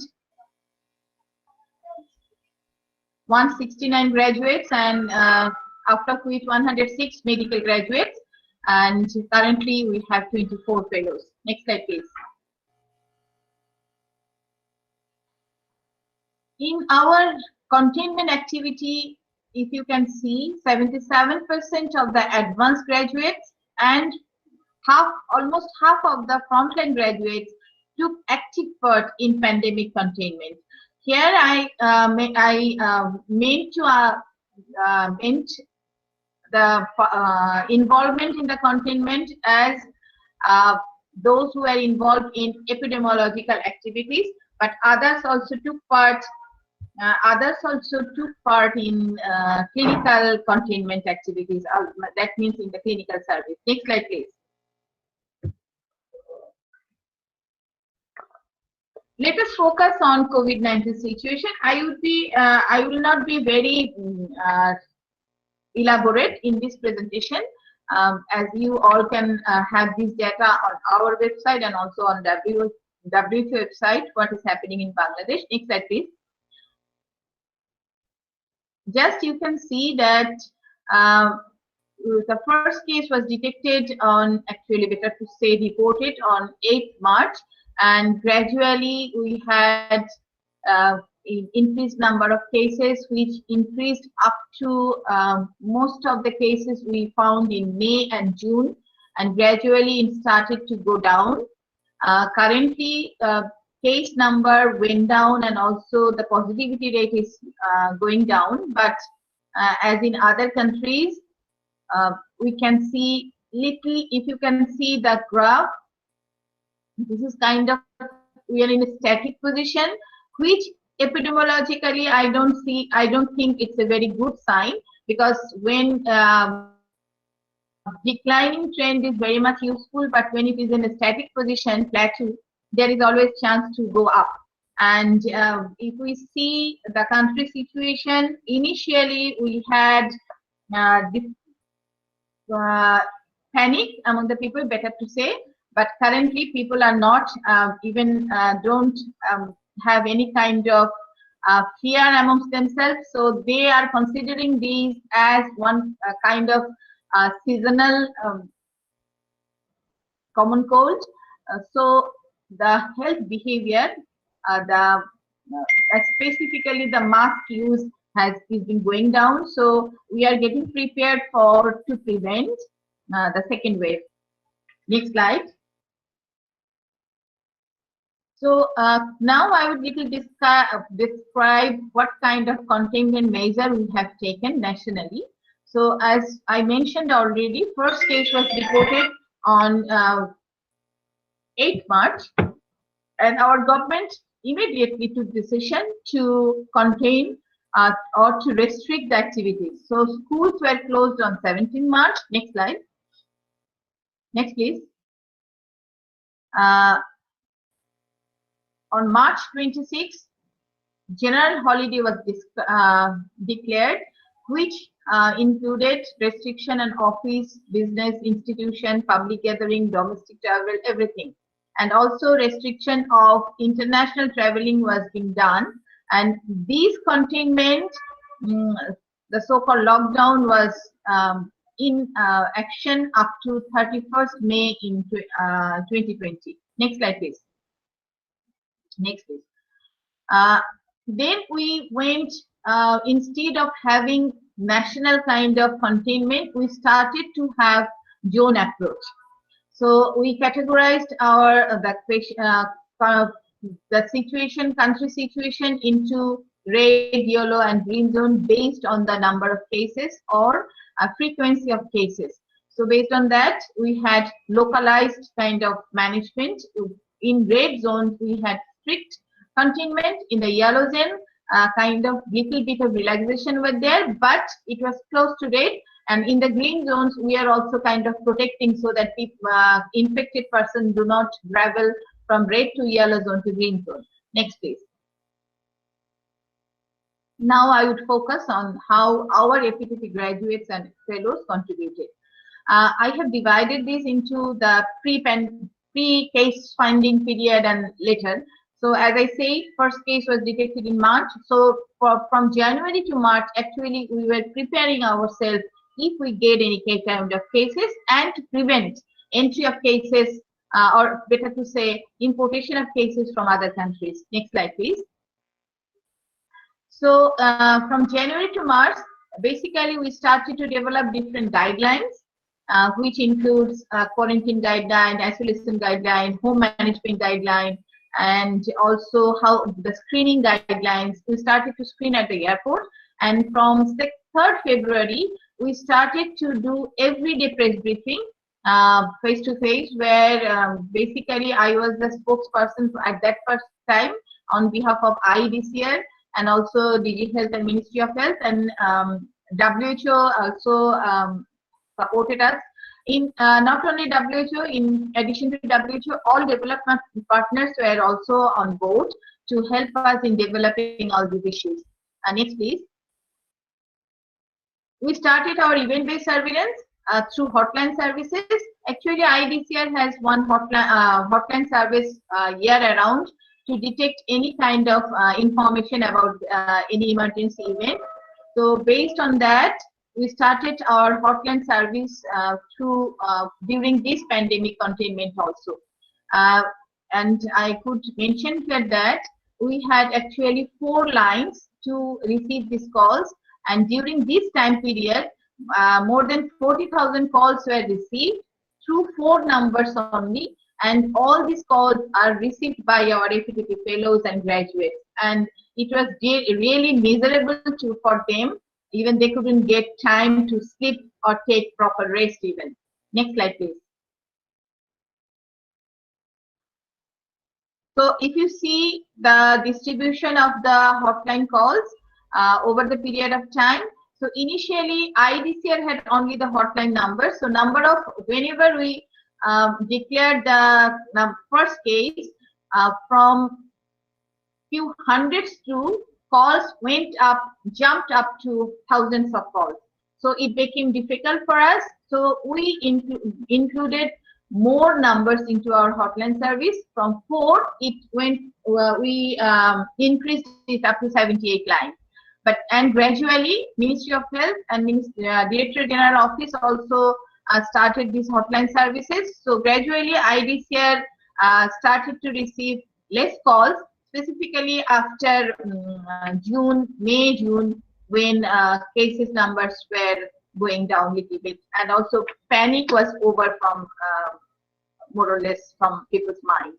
Next slide, please. The patients who are traveling back from many different countries, including foreigners and Bangladeshi, we had our cell phone based surveillance system. So we started to follow up them up to 14 days, whether they develop any kind of signs and symptoms, so that we can contain them or detect them as early as possible. Next slide, please. You can see what we have done during this time period through our interactive voice response system and also our cell phone based surveillance system. This is before the case detection. Next slide, please. Then we also had our formal quarantine activities. The people, those who came back from specifically Wuhan, China, we had our formal quarantine, and this is actually the first time we had this large kind of quarantine and formal institutional quarantine system we have seen in Bangladesh. And not only our FETP graduates, actually this is one of the greatest example of our One Health approach. Multi-sectoral support we received during this time period.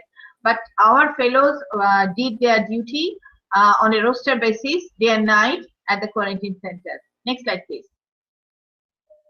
So after case detection, when first case was detected, our activities little bit started to be changed. Next slide, please. So we started to collect information and form national COVID-19 database, and our graduates and fellows were actively involved in updating all the patient information and follow up every patient up to 14 days, and also collecting information on their contacts. Next slide, please. So these case investigation and contact tracing were the major part of our activity during this time period. Next slide, please. So during this case investigation, wherever we got cluster of cases, we immediately involved in that area, contain that cluster, and start to have active case searching so that we can do the test. At the initial phase, we used to test all the contacts whenever we got different clusters. Next slide, please. Then from May to July, during this time period, actually before that, more or less cases were more observed in Dhaka city. Some few number of cases were being seen outside Dhaka, but from May to July, cases are being reported in large number in all districts of Bangladesh. Next slide, please. So during that period, we changed, better to say, updated our activity. We start to share the epidemiological data to district and different divisions. Next slide. District and divisions actually started to have their containment activity, contact tracing and case investigation, but our fellows were also actively involved. basically, specifically where we are getting cluster of cases, like as for example, one district is called Daibantha, where our fellows were there. Similar, we had other few districts also where our fellows were physically located, situated, present, and supervised all the containment activities up there, along with our local level health managers. Next slide, please. Next slide, you can see the number of cases of that district. Next slide. Next slide. We used to share all these mobility data to the local level managers so that they can take care whether when patients are moving or not in the isolation, they moved out of quarantine. We informed the local level health managers. Through them, actually law enforcing agencies came to know about these movement, and they tried to contain them within their containment zone. Then we started to train nationwide health level and health workers on case investigation and contact tracing, so that this contact tracing activity can be strengthened. Next slide, please. And we provided. Professor, you have to please wrap up. Okay, I'll be very quick. So this is in every epidemiological support in the containment zone, our fellows are involved. Next slide, please. I will be very quick. Next slide. Next slide. After that period, our fellows have been started to do implementation research and involved in different studies so that we can find out the causes and do organize our containment activity in relation to what to do in relation to have evidence-based policy. Next slide, please. Next slide. This is one of our success story.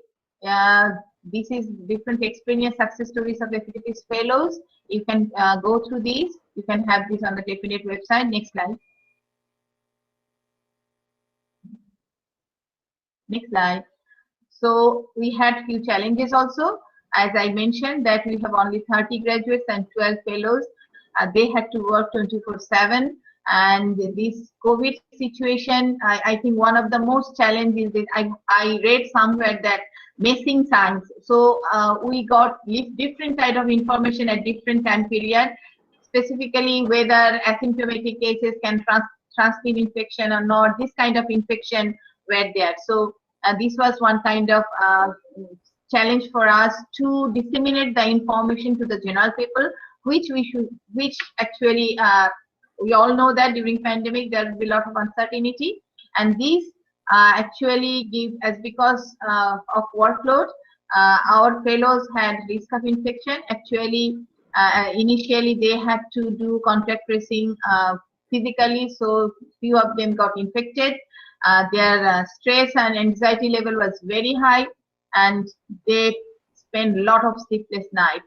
And through this presentation, actually, I want to express on behalf of our country our gratitude. So to all the FETP graduates and fellows for being with us, and urge them to be with us to continue to this containment program until and unless Bangladesh and the whole world is COVID is controlled globally. Next slide, please. Thank you so much. Thank you very much. Thank you, Professor. Thank you, Professor Flora. So just one very, very quick question with one very, very quick answer. So question from QY Pang. How is testing carried out for Rohingya refugees with support from NGOs, IGOs, and local government bodies that are stationed in CXB? Very short answer, Professor. I couldn't hear. Yeah, I didn't hear last part, but so far I understand this is about the Rohingyas, yes, the forcibly displaced Myanmar nationals. As you know, we have a very good organized health program in that area, and we have a designated laboratory in that area which is actually field laboratory of our institute. So we started to collect samples from the very beginning whenever we get suspected cases, and we had a very good surveillance system there. So therefore, it was actually very few cases are being reported in that area, although we were very much anxious about this high density, highly dense population there. But because of our active case searching, active surveillance, and also immediate response, we were fortunate enough that we didn't get that much cases. Thank you, Professor Oh. Flora. The thing really speaks for itself. So a round of applause for Bangladesh. Okay, we move on for the presentation of India to be given to us by Dr. S.K. Singh of the National Center for Disease Control in Delhi. Go ahead, Dr. Singh.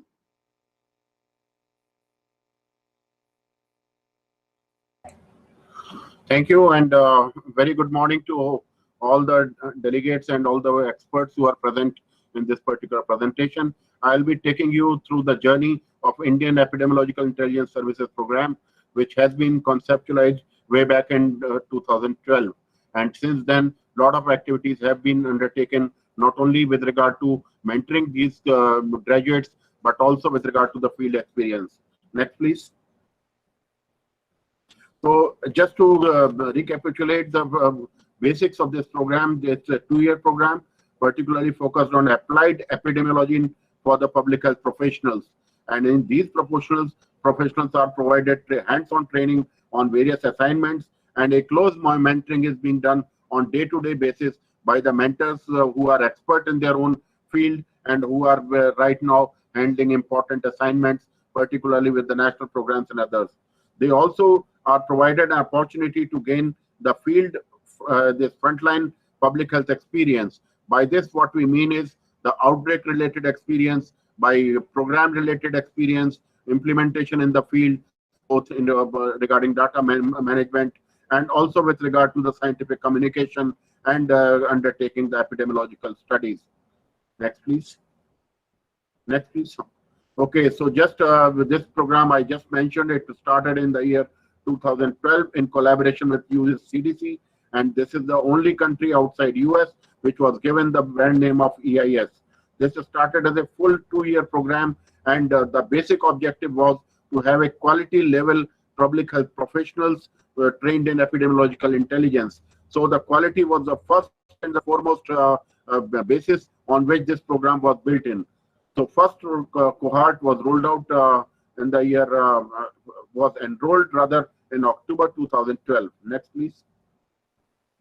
And as you can see in this, from 2012 to 2021, we have altogether 60 public health professionals have been mentored as the epidemiological intelligence service officers during this time. And they have successfully undertaken many activities in the field, which I'll be taking you through. Next, please. The primary activities of these are for assistance of the outbreak investigation in the field. Here, as you know, that National Center for Disease Control is a multi-divisional organization or the institute which is more than 111 years old right now. And in that primary division is the Integrated Disease Surveillance Program, which is a decentralized program covering all the districts of the country. It's expanded to the various states. And here, not only the epidemiological service, state surveillance officers are there, but district surveillance officers are also playing important role, rather on collecting data on the outbreak-prone diseases. Basic focus of this program is outbreak-prone diseases. They are supported by entomological division, microbiology division, and others.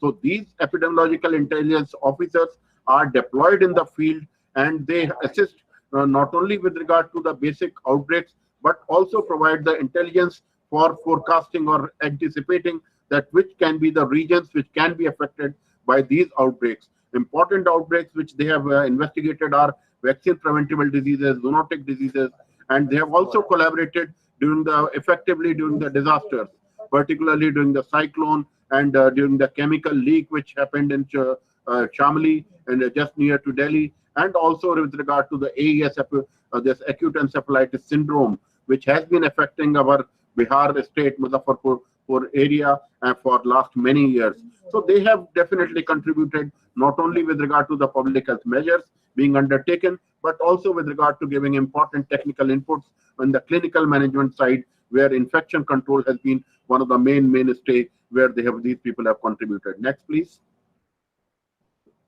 So in this particular program, if we see that altogether, the surveillance system has been evaluated and 47 officers have contributed. They have been deployed in various programs like tuberculosis, reproductive child health, non-communicable diseases, the National Leprosy Control Program, zoonosis, international health organizations, antimicrobial resistance containment. So these are the various programs which are being undertaken at the national level, and some of the programs are being monitored right from the NCDC, which is the nodal agency for antimicrobial resistance, zoonotic, and IDSP. But apart from this, they are also put under the active guidance or mentorship of the various program heads, like tuberculosis, non-communicable diseases, etc. Next, please. Next. This is just to give you a brief description that how EIS alumni have been placed. Right now, you can see that 5 officers are working at the national level, 12 are working at the state level, and 6 at the district level. Apart from this, there are 9 persons who are in the international NGOs, 6 are contributing as experts in the academic field, and 4 are also taken up by the US CDC. And apart from this, they are also engaged in various activities at the state and the central level.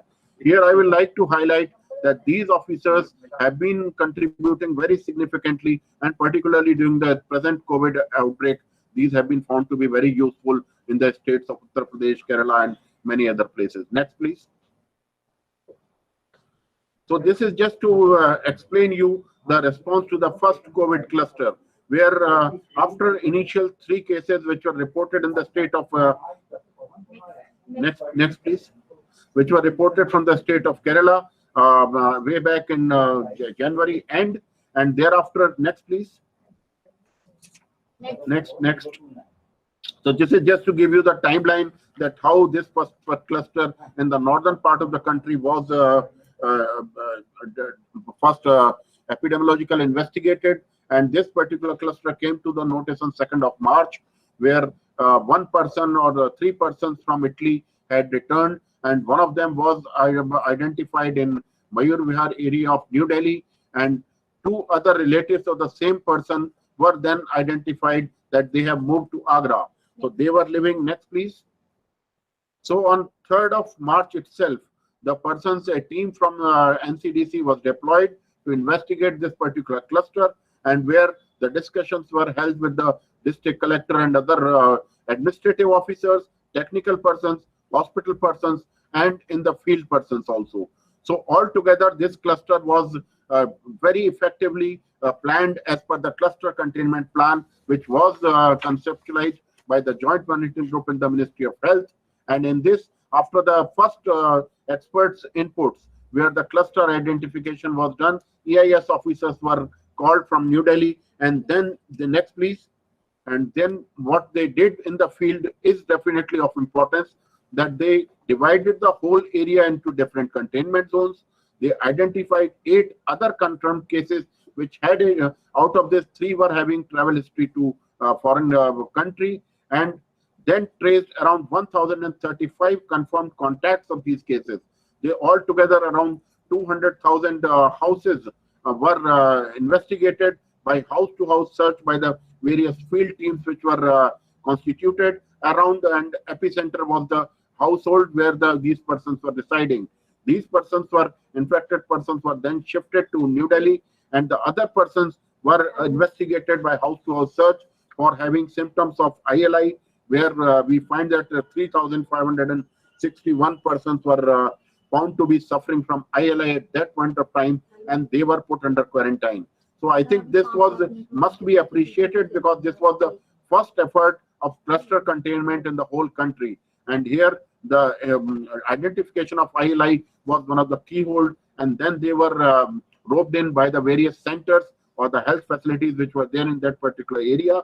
And these persons were then, samples were tested and identified. And I think all of us are well aware that what are the various public health measures apart from this.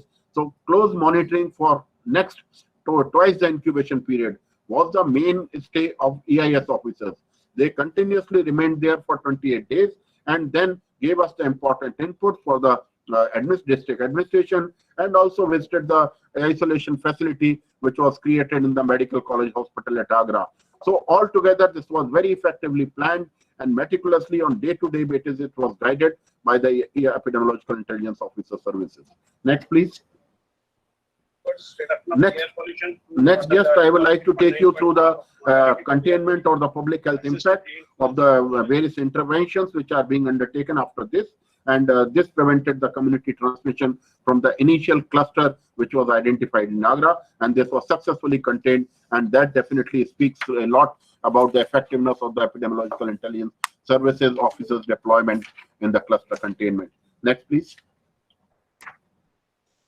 So this is just to mention that the COVID, apart from this, they have also investigated the healthcare workers which worked in the hospital, and here the infection control practices in one of the leading hospitals in Delhi were investigated, were supported by the EIS officers, particularly on the infection control practices. This was shut after 18 healthcare workers were found to be positive. So this was one of the important initiatives where again these workers got an exposure to the hospital. They visited the hospital, suggested important modifications that how the effectively, next please, how effectively the infection control practices can be done and what can be the potential exposure to the healthcare workers. They found that 7 elements of the infection control practices which were, they monitored this, and then they found out that which are being implemented, and then they also gave assistance regarding the aerosol generating procedures, how they should be performed, what masks should be taken, what standard precautions to be taken. Next, please. You have to wrap up, Dr. Singh. Okay. So this is just to highlight that the weak infection control practices was found out, investigated by them. Inadequate PPE was found, and main important inputs are given as far as strengthening of IPC was concerned. Next, please. So in short, what I like to highlight is that NCDC is mentoring these particular programs, particularly from the Incident Control Center, which is there at the NCDC, and which has been the hub of all the public health measures, including surveillance, contact tracing, response, which is being undertaken for the COVID right now. And we have come a long way. I think more than 8 months have passed when these officers are providing important inputs. But I think, as we all know, that right from the time of airport screening, travel restrictions, school closure, a lot of things have undertaken, including lockdown and including reopening of the various institutions. And we are definitely on the right path. We are having one of the lowest mortality in the country. And we are also finding that these officers are not only giving important info, but also contributing to scientific publications, which have been found to be very useful. Next, please. Next, please. This is just to highlight that what containment measure, they have also investigated a fish market as a risk factor. And again, what this is part of the publication which has been undertaken by this. Next, please. And here EIS officers are engaged in many currently. There are around 100 responses are being managed. So alumni are 46, which are contributing to this. And altogether, we find that 60 important officers have contributed. Next, please. So this is just to highlight that at the national level, 9 officers are contributing, 1 at the regional level, and state level there are 12. And still at the district level, there are 10 other officers which are participating. So, next, please. This is just to highlight various activities which are being undertaken by the EIS officers. And here again, the laboratory surveillance, disinfection, laboratory screening of the passengers, and all these things are technically coordinated, not only with regard to forming up the guidelines, but also with regard to various aspects of implementation also. Next, please. So in conclusion, what I like to highlight is that the field epidemiological skills are critically mentored by this, and these epidemics or pandemics give them an opportunity to have a frontline experience of handling these pandemics. And in particularly in the COVID pandemic, they have strengthened our surveillance. They have assisted the early detection and rapid response for immediate containment. They have also contributed to infection control practices and also highlighted various and also contributed in the preparing of the technical guidelines, SOPs, and checklists for various surveys. That's next, please. So thank you very much for giving us an opportunity to present this particular. Thank you, Dr. Singh. I like that. You know, how many of you caught that when the first cases or outbreak was identified in Agra? For those of you who don't know, Agra is where the Taj Mahal of India is. So I like that when it says first hit, first on its feet. You know. So having said that, one question only. From Taiwan, the large survey that was done in Agra, how was it done? By phone, by email, in person? Dr. Singh? So Dr. Singh has gone for another meeting. I am Dr. Tanzin and I'm the course coordinator, so I'll answer for Dr. Singh. So the large survey that we did in Agra for cluster containment it was a massive exercise, and we did it in person by house-to-house survey. So an initial area of 3 kilometers around the epicenter, the cluster of cases was mapped, and then a buffer zone of 2 additional kilometers were mapped. And like we showed in our presentation, we had hundreds of teams, and these teams spanned out in the 3 kilometer area, and they did a house-to-house survey to identify ILI cases in the initial 28 days. And so this is the strategy that we have been following in India for all containment areas.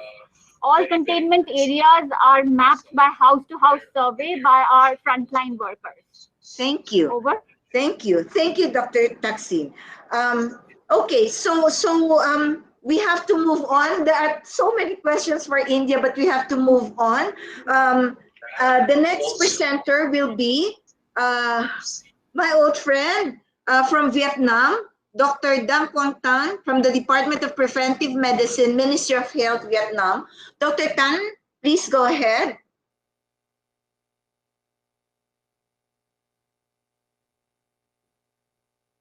Go ahead, Dr. Tan. Please unmute microphone. Oh, yes, sorry. Thank you, Dr. Kunki, again for your kind introduction. Good morning and good afternoon, ladies and gentlemen. This is my honor to be here for sharing updates on Vietnam COVID-19 response and FETP participation in this work. I'm sorry because at this moment I am in the mission at point of entry for COVID-19 supervision. So could you please hear me? Yes, we can hear you. Yeah, thank you. So regarding to Vietnam, we have a large population and about 97 million of population with 2 mega cities in the north and the south of Vietnam.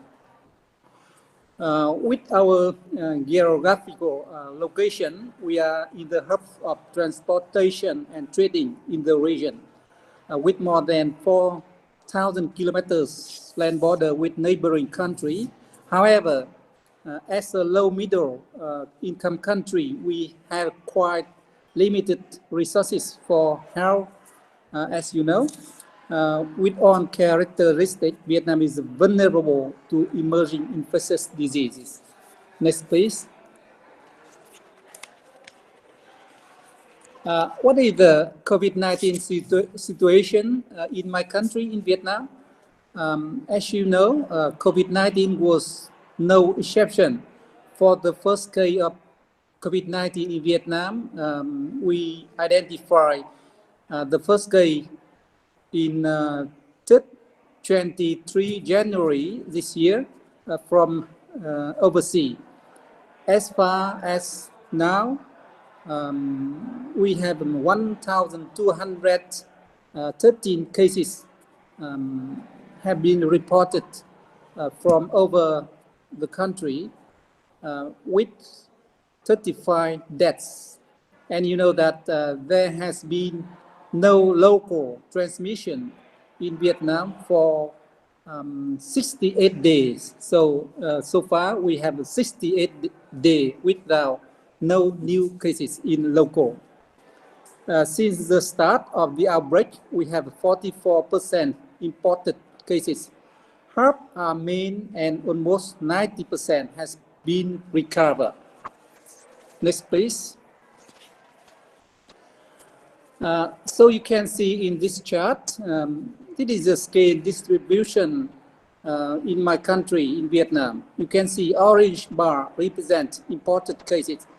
Blue bar are for local transmitted cases, and the red line presents number of deaths. You can see not very clearly. Up to now, Vietnam has experienced 3 waves of infection. So for first wave, from the first case, means that from 23rd January to 16 February, this was a small wave identified from overseas. The first case of Vietnam imported from overseas. So for first wave, we have a cluster of totally 11 cases and other 5 sporadic cases. So totally for this period, we have 16 cases of COVID-19. And then the second wave, from the 6th March to the end of April, this is a large wave originated from European Union country, followed by community transmission. And then we faced with the third wave from 23rd July to end of August. And this has been the biggest wave so far. We have cases hospitalized and community transmission. Around 9.3 million people has been put under monitoring related to COVID-19, and more than 1.3 million PCR tests has been conducted in my country so far. Next, please. So what is our government combating with the outbreak? So in my country, we have been successful in suppressing on 3 waves of COVID-19 so far. Firstly, I can tell you that the strong leadership, vision and commitment of the government in combating with COVID-19, I think that is a key to our success so far. Second thing, our strategy revolves around 5 pillars, 5 key for COVID-19, including prevention, detection, isolation, containment, and treatment. So among those 5 pillars, I think that prevention is our first priority. Since early January, when we still had no case, we have activated our COVID-19 response surveillance system. We implemented strictly screening at point of entry to prevent and early detection imported passengers and imported cases. Contact tracing and ring fencing quarantine are measures to prevent and delay onward local transmission. And besides prevention, we provide treatment for all cases at health facility and provide comprehensive and credible communication to public. You can measure that for communication, we did many channels for communication, even through phone message. So far, we conducted more than 20 million messages through phone on population. So next, please. What is has been done with Vietnam FETP since the beginning of the pandemic? Our FETP trainee and trainers has been contributing significantly to the response.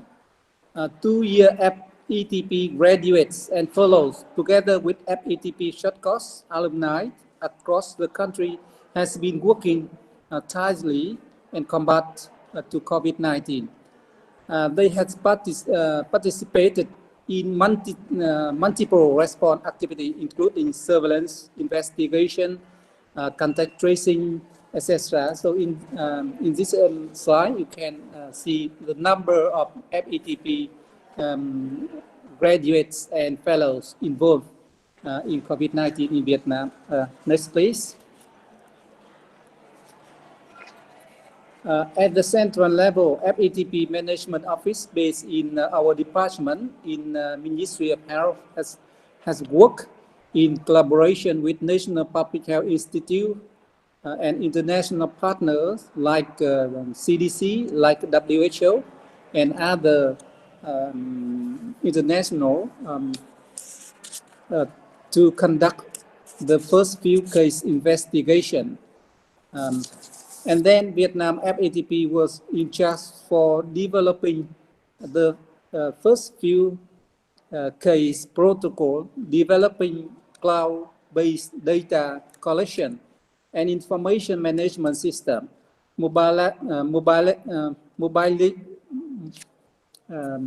mobilization, human and financial resource for field data collection, and the work in the field.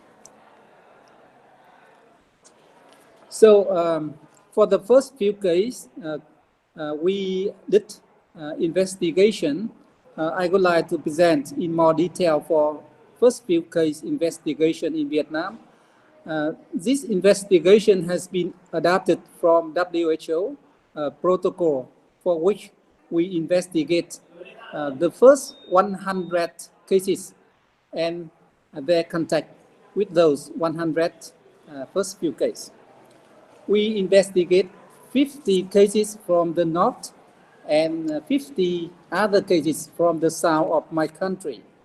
Behavioral information and testing sample was collected as shown in the slide. You can see we collected information regarding to demographic, exposure history, clinical symptom, contact from onset, etc. And also we collect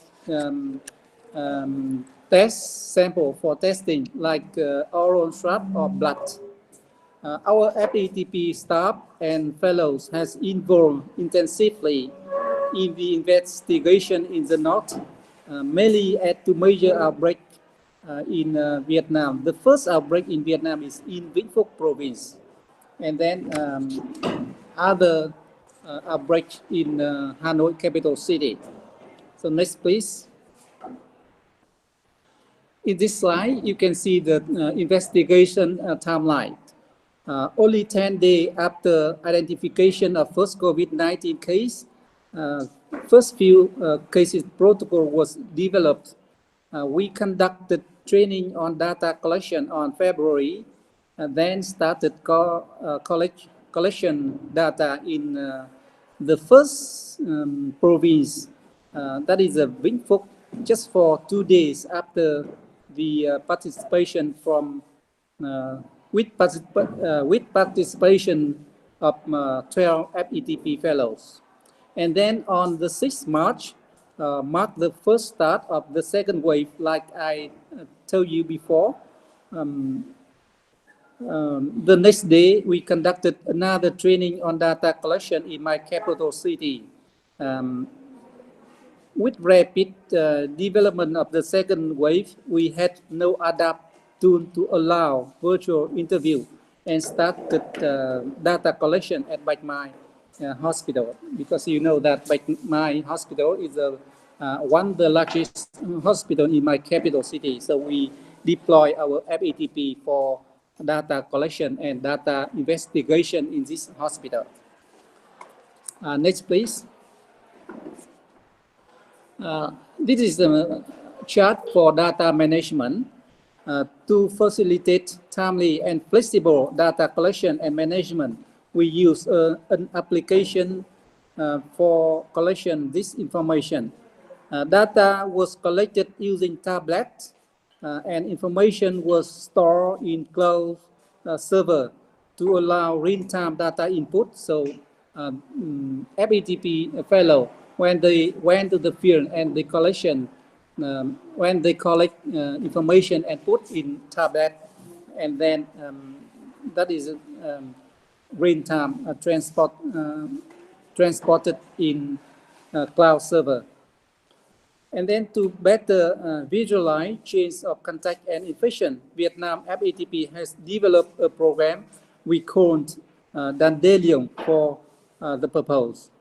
The data collection and management tool could be applied in future investigation. So we use this tool for further application if we go to the field for data collection. Next, please. So in this slide, I would like to present several key findings from our first field case investigation. You know that for first 11 cases was investigated in the outbreak of Vĩnh Phúc province, that is in the north of Vietnam, including the cases related to overseas and household transmission. For the first related cluster, they live and work out in overseas and return to my country. And they came back to Vietnam. They continue to work and live together in the same department and same dormitory. First onset appear within 14 days after they came back from overseas, and following cases appear soon after, showing the transmission among these patients while they were working in Vietnam. For the household cluster, there are 2 patients from overseas, maybe the source of infection for other 6 cases in community, and they had close contact with their family members. And then 40 other cases was investigated in the outbreak in Bạch Mai Hospital in our capital city. And through epidemiology investigation, they have the link with the first outbreak in Vĩnh Phúc province. The biggest cluster was the outbreak among staff of the third-party contractor of the hospital, and there was a strong epi-link with this cluster. Totally, more than 350 close contact with Vĩnh Phúc province outbreak, and more than 650 close contact in Bạch Mai Hospital has been traced and investigated. The investigation result has provided evidence to reconfirm the mode of transmission of COVID-19 in my country and emphasize the importance of contact tracing in combat COVID-19. So next, please. Dr. Tan, you have to please wrap up. Yes. Okay, so what is the lesson learned from COVID-19 response in my country? For responding to COVID-19 pandemic will be a long way to go for not only Vietnam, but I think for every country over the world. From our experience to respond to COVID-19, we have identified several lessons. I can tell you, firstly, timely and strong high-gas government commitment is very, very, very important, and that is vital for COVID-19 combating in my country. The second one, with limited resources, prioritize prevention is a must. So that is also very important. Rapid action, including immediate isolation of cases and close contact, centralized quarantine, contact tracing, target lockdown has been applied in my country. Comprehensive and credible communication to effectively inform and guide the community to practice necessary measures. It is also very important to engage FETP alumni and fellows early in the early days of the outbreak in response activities. I think that is more interesting and involves them to investigation.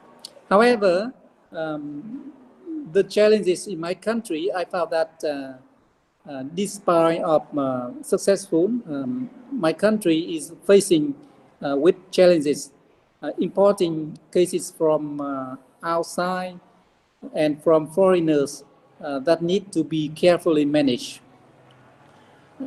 Secondly, balancing between economic development and epidemic control is another challenge.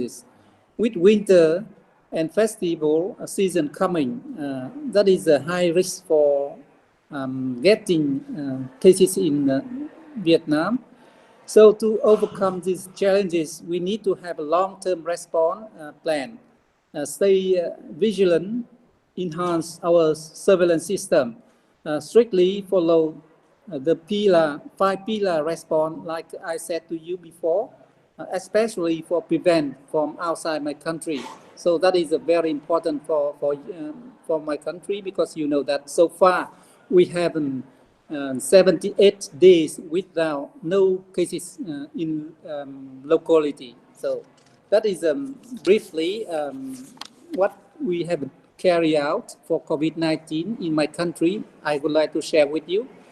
Thank you, Madam Chair, and thank you for everyone for listening. Thank you very much. Congratulations, Vietnam.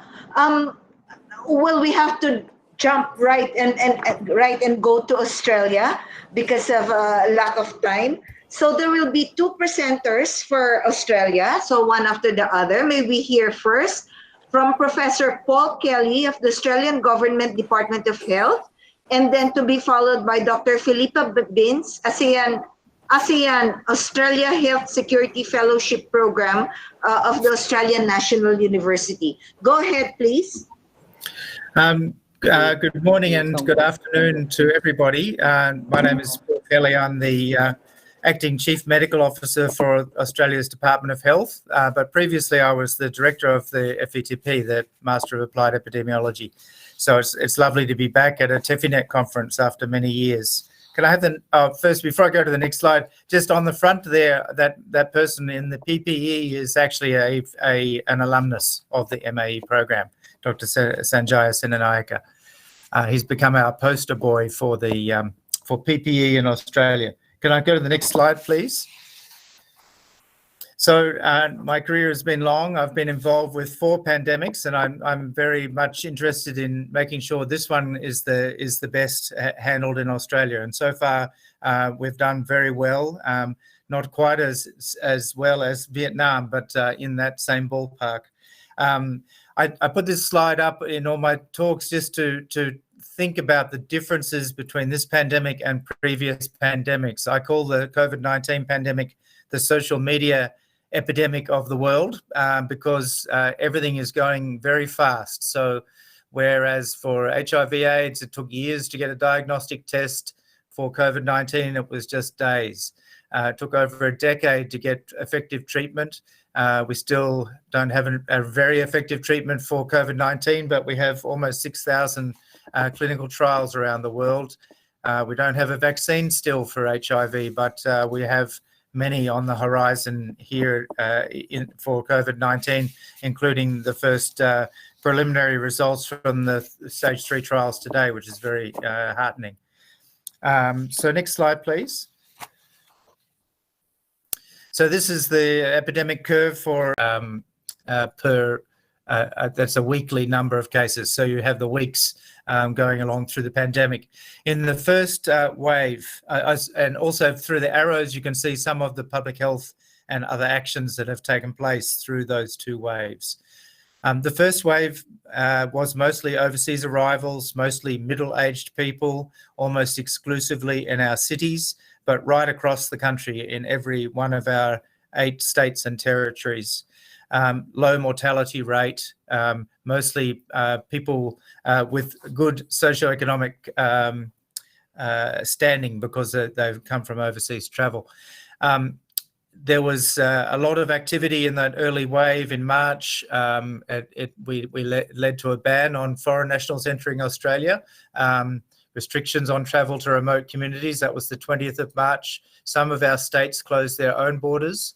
And on the 28th of March, all people entering Australia, which was at that time only Australians coming back, went into 14 days of hotel quarantine, designated quarantine places.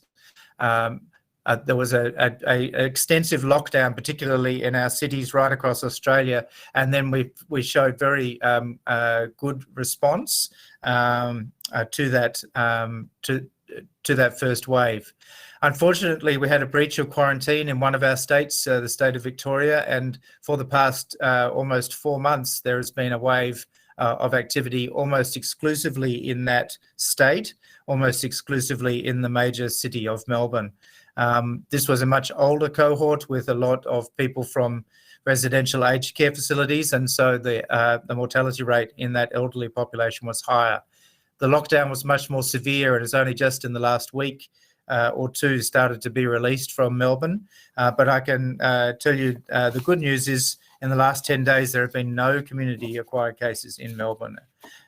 We've continued to have a lot of testing throughout that period, almost over 9 million tests so far. So that's 35,500 per 100,000 population. And even with our virtually no positive tests at the moment, 150 per 100,000 per day. Next slide, please. So this has been Australia's response to COVID-19. We've called it aggressive suppression, not elimination, but at the moment we appear to have eliminated COVID-19 in all but 2 of our states. But the aggressive suppression is built on, firstly, increasing the capacity of our health services, including intensive care and personal protective equipment, and then increasing and improving our capability in public health response.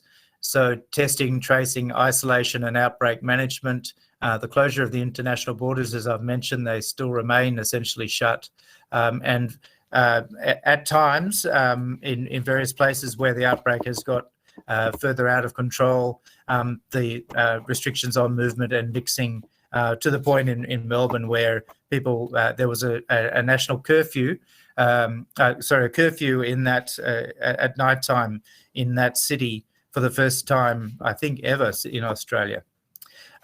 Next slide, please. So now, as others have mentioned, we are in this situation of trying to balance the economic and other health consequences, including mental health consequences of the very strict COVID response with opening up the economy and back to some sort of social normal. And so we have a framework for national reopening by the end of the year. And the key principles are to do that in a COVID safe manner. And the key principles you can see there.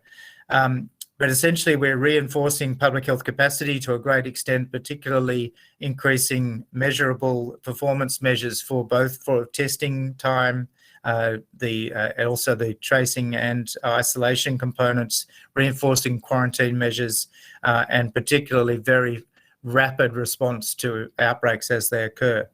That is underpinned by all workplaces and all venues having a COVID-safe plan and ability to record anyone who comes to those workplaces or venues so that contact tracing can be done much more easily.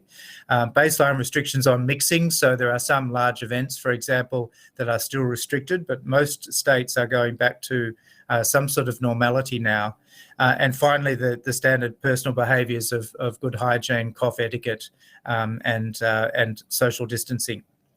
So I think I'll leave it there. The next slide is talking about the FETP. I'll just say one thing before I pass to Philippa, is that we've had many of the alumni of the MAE program working with us at the Commonwealth level, at the federal level, as well as in the states and territories, and they continue to show remarkable leadership and contribution to Australia's response. I'll pass to you, Pip.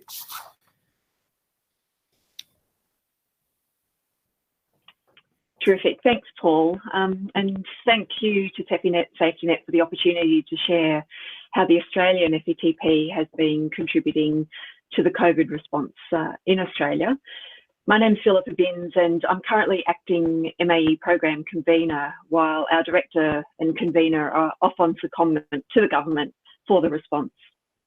Next slide, please. For those not familiar with the Australian FETP that we call the MAE program, we have an advanced FETP that is a master's degree. And since its establishment in 1991, we've had 240 graduates and currently we have 43 scholars, majority in the most recent 2 cohorts. Next slide, please. So this map shows the distribution of our current scholars. Most are Australians in field placements in Australia, majority government organisations, but also some non-government organisations. And we also have 7 students from Southeast Asia through our ASEAN Australia Health Security Fellowship program who are undertaking their field placement in their countries, in Myanmar, Laos, Cambodia and Vietnam. Next slide, please. So in measuring our involvement in the response, we've used 2 methods to ascertain how the scholars and alumni have been involved.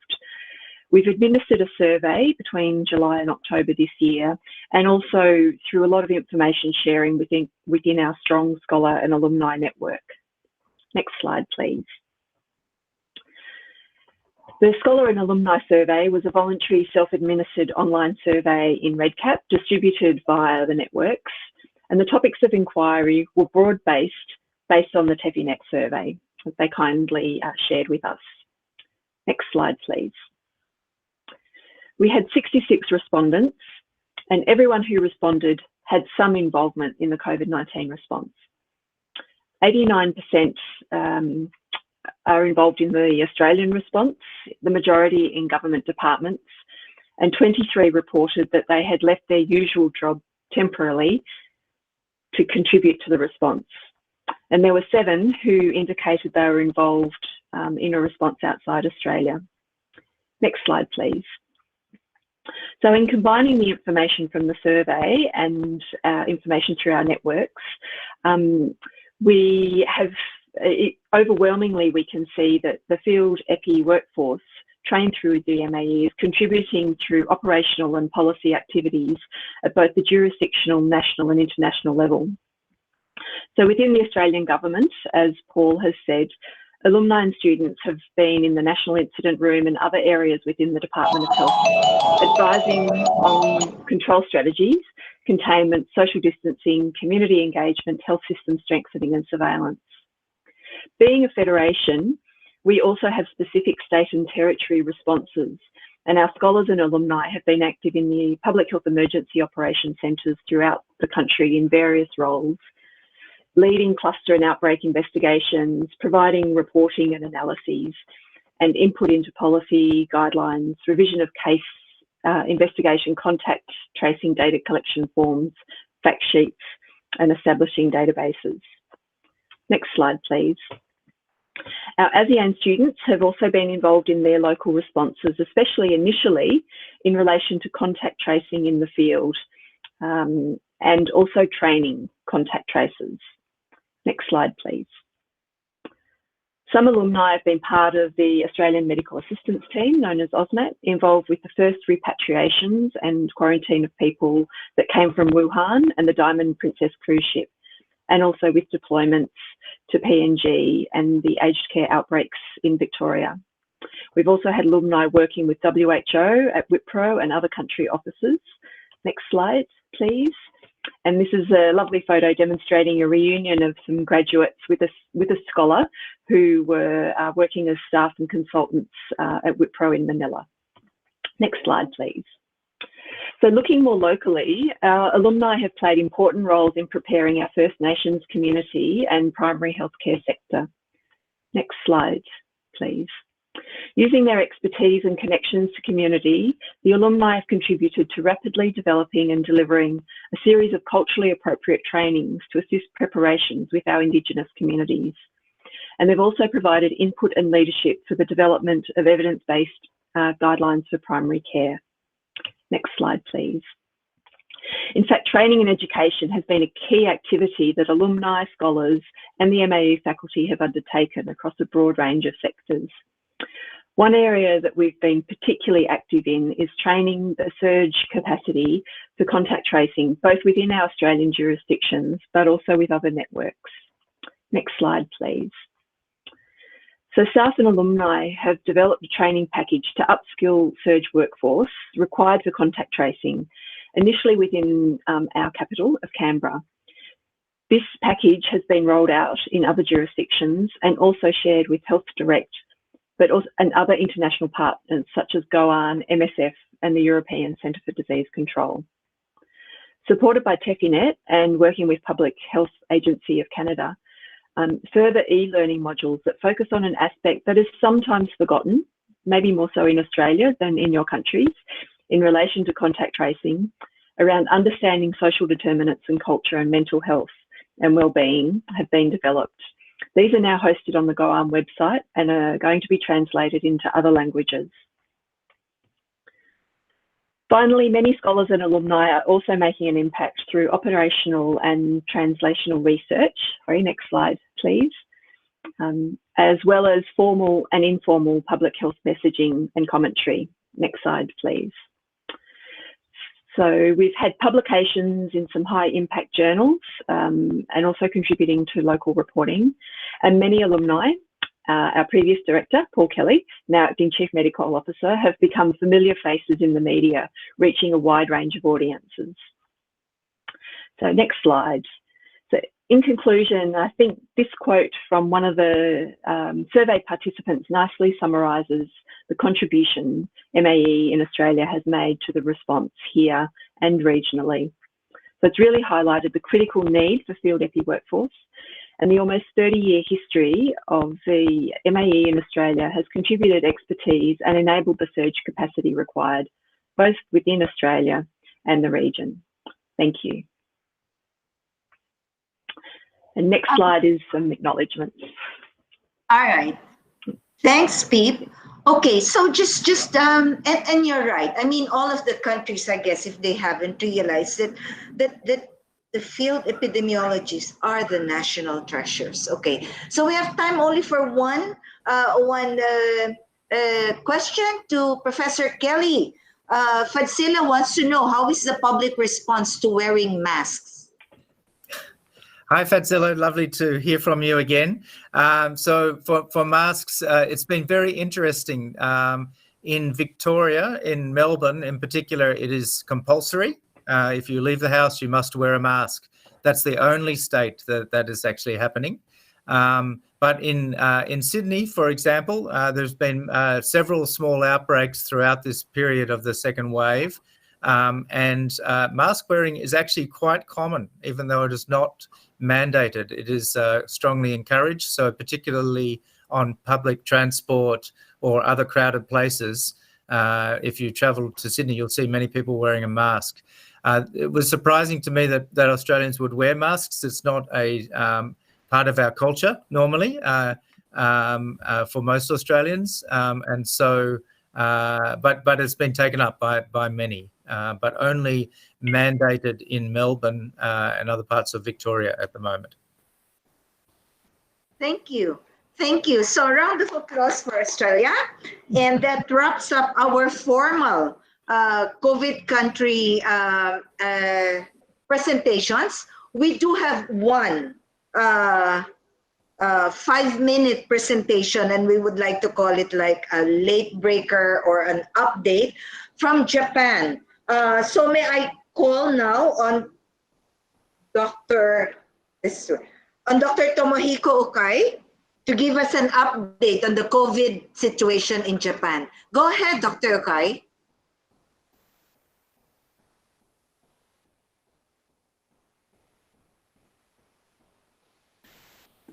Dr. Okai. Yeah. Right. Conky, we may have to just go ahead to our panel discussion. All right. Okay. So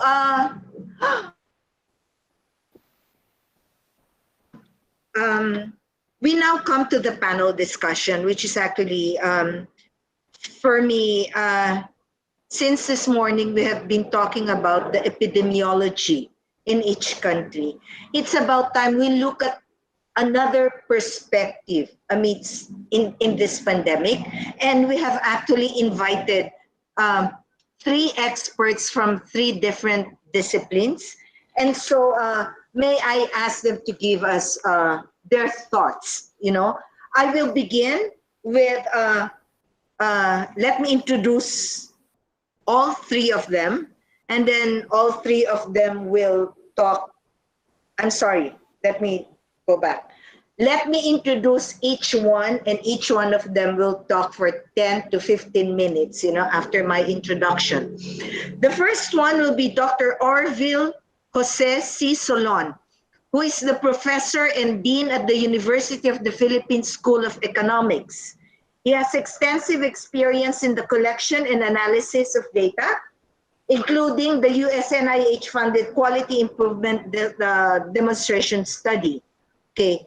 Professor Solon has also served as advisor to several secretaries of health and has contributed to the formulation of the National Health Insurance Act and other landmark policies on healthcare financing, expenditure management, maternal and child health, TB control, and family planning. Professor Solon obtained his PhD in economics from UP and did postdoctoral studies at Harvard University as a Takemi Fellow. So Dr. Solon, please tell us, what is your take on the economics of this all? Thanks, everyone. If you can hear me, let me just say that this is quite challenging to sort of figure out and discern a pattern from all the experiences that was related, shared with us since we started this morning. Let me just start by saying I have colleagues who've been looking at COVID as it impacts the economy. And one of the recent findings is that if we sorted our countries, and in their sample includes most of the countries that we've heard present this morning or in this today's session. If we sorted out countries in terms of 2 things, so we're trying to figure out a graph, if you will. On the x-axis, let's say we measure the loss to the economy owing to the pandemic, right? So that's what we're measuring at the vertical axis. On the horizontal axis, we're measuring the capacity of each country to actually respond and to detect and respond to COVID. Here, we're referring to the robustness of a public healthcare delivery system. And our initial findings, and I can send you references later, is that the graph is going to be downward sloping. In other words, countries who were not prepared, who were caught unawares in March or in January early this year, are more likely to have suffered losses in the economy. And what's the link? Live in a country like that where we were not ready. So in the absence of good public information and a network of laboratories and an army of field epidemiologists, so what do? We close down the economy. In effect, that you have the viruses that has plagued us so far actually thrive on humans socially relating with one another. It's either sex or as we breathe or as we eat food, etc., etc. So when COVID-19 hit and nobody, at least in the Philippines, really knew what this was all about, so the tendency was to close it down, as many countries did, but some countries more than others. So the less capacitated the public health delivery system, the more likely you would have large lockdowns and for longer durations, and therefore larger losses in the economy. So that's a pattern that's going to emerge. In fact, me and my colleagues have been joking about the Philippines having been so lucky to have escaped SARS and MERS-CoV and everything else. And finally, COVID caught up with us. So we were not, we did not make the necessary investments in a public health delivery system. And so we are suffering for it. Another observation, and I think a caveat or a warning that we should all have in mind, is that our ministers of health are just so rearing to revive, restart, or push the economy back to where it was. And people are talking about large infrastructure spending, pushing for government spending in the economy just to get the economy back to where it's going from. The warning that I would like to share with everybody, not because you don't know it, but because you might actually be the ones who can provide evidence for it, is that if we're ready,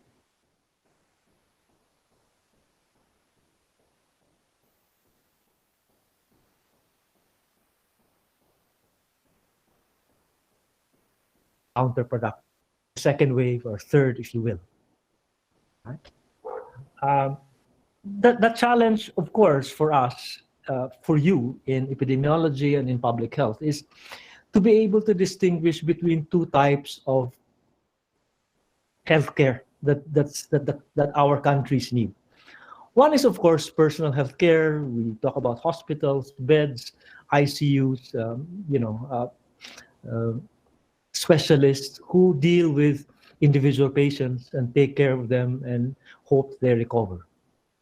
The other one, which do not get as much attention, and the only attention that I've seen it receive was today, right? Since what time did we open up, Conky? We opened up at 11.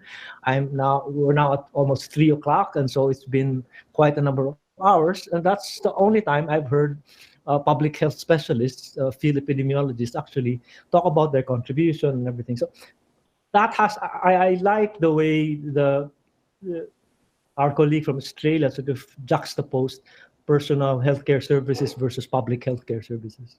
We're talking about the latter. Unfortunately, public healthcare services, hospitals, ICUs, are the ones who get the attention in the mass media, and it's expensive, it gets attention, it's what people worry about, and so on and so forth. But the lesson, that graph that I wanted to share with you, at least mentally, really referred to public health infrastructure, surveillance systems, a network of laboratories, and so on. So the challenge is for you to actually, many of our countries, including especially the Philippines, we are now preparing for our next year's budget, 2021, and possibly the budget for 2022. And the big question is, so what do we need and how much do we need to deal, how much increase in government spending should we all support to sort of deal with COVID? Unfortunately, we don't hear much from your side, the public healthcare delivery side, field epidemiologists. What we talk about are equipment, ICU, respirators, and all that. Which don't get me wrong, we're there, but it should not be at the expense of a base infrastructure called our public healthcare delivery system. I think the challenge before us is to be able to translate all these country experiences that we've all talked about and this scientific evidence that we matter and we produce and we help mitigate the pandemic into cost and benefit terms that ministries of finance can sort of use to argue for more money for our ministries of health. Just to give you an example, cross-country estimates suggest that one good diagnostic laboratory to do disease surveillance, prevention surveillance, would probably cost like $40,000-$50,000 a year to operate. And this is a fully equipped and personed or staffed laboratory, right? This is the cost per year. So if we, let's say in the Philippines, we need to catch up with with Vietnam and all the others who have built this capacity. And by the way, I'm using laboratories as an indicator of the capacity of the public health system. Don't take me literally and lobby for laboratories to be built. It has to be conceived in terms of a fully equipped manned or personed lab with scientists and with field teams linked to those laboratories. You know what I mean. I think you know that better than I do. Compare it with the estimated loss to the Philippine economy for the year 2020. Depending on who you believe, you probably have a mid-estimate of about $60 billion. So we've lost that already. If we were to build one such laboratory and operate it annually, that's just going to be about $100,000 a year, and compare it with the loss. That's how we should present our case. We are a very cheap but very effective solution to things like pandemics, epidemics, and infectious disease and all that. Unfortunately, we are like an effective building sprinkler for fire prevention. Nobody really takes us seriously until there's a fire. So nobody checks if the sprinkler's operating and if there's water or if the switches are there and everything. Of course, when the fire hits, the attention goes to firemen who solve the fire, saves lives, and bring babies out of windows. But the sprinkler system is really the one that could have prevented the $60 billion loss to the economy to begin with. Now, my parting statement is that hearing from you, I suddenly realized that I cannot just promote and advocate more investments in public health in the absence of a public health culture. Meaning, the danger there is if somebody gives you a blank check to build something, and if the culture of public health is not there, we could easily squander such money. And this is very, a big sacrifice for our peoples to actually be taxed to generate money for public health. So I'm saying maybe the other way of thinking of FETP is really the promotion of this promotion of a scientific culture that can also be relied upon as a responsible custodian of public health investments in our respective countries. Okay, so let me just stop and end here. Thank you very much. I actually enjoyed listening to all of you. Conky's not quite, I've been working in health, so I understand a bit of what you're talking about. I've also advised ministers and stuff like that. And I've also locked horns with ministers of finance. I've worked in some of your countries. I've spent a good 4 years of my life in Hanoi, working with the Ministry of Health. So that's what I have to say. Well, thank you, Professor Solon. The thing that hit me was the word investment. And I guess you started out by saying, thank goodness the Philippines didn't get it hard during SARS. But that is actually probably what protected Vietnam and Taiwan and Thailand, who relatively got it hard during the SARS outbreak. And so they invested and they nurtured that investment so that now, they just have to it's not even to activate, you know, because their surveillance systems were robust. They were able to immediately institute those measures, and so the return of investment in terms of relatively few cases. Okay, so I hope we have time later on so that they can get back to you. But in the meantime, may I call on, if he has logged in, Dr. Christopher Lee, are you around? Dr. Christopher Lee of Malaysia, our infectious disease specialist. I don't think Dr. Lee is around. Okay. Okay then, so we go straight ahead to our other discussant. And I cannot find his, oh, here he is. Okay, sorry.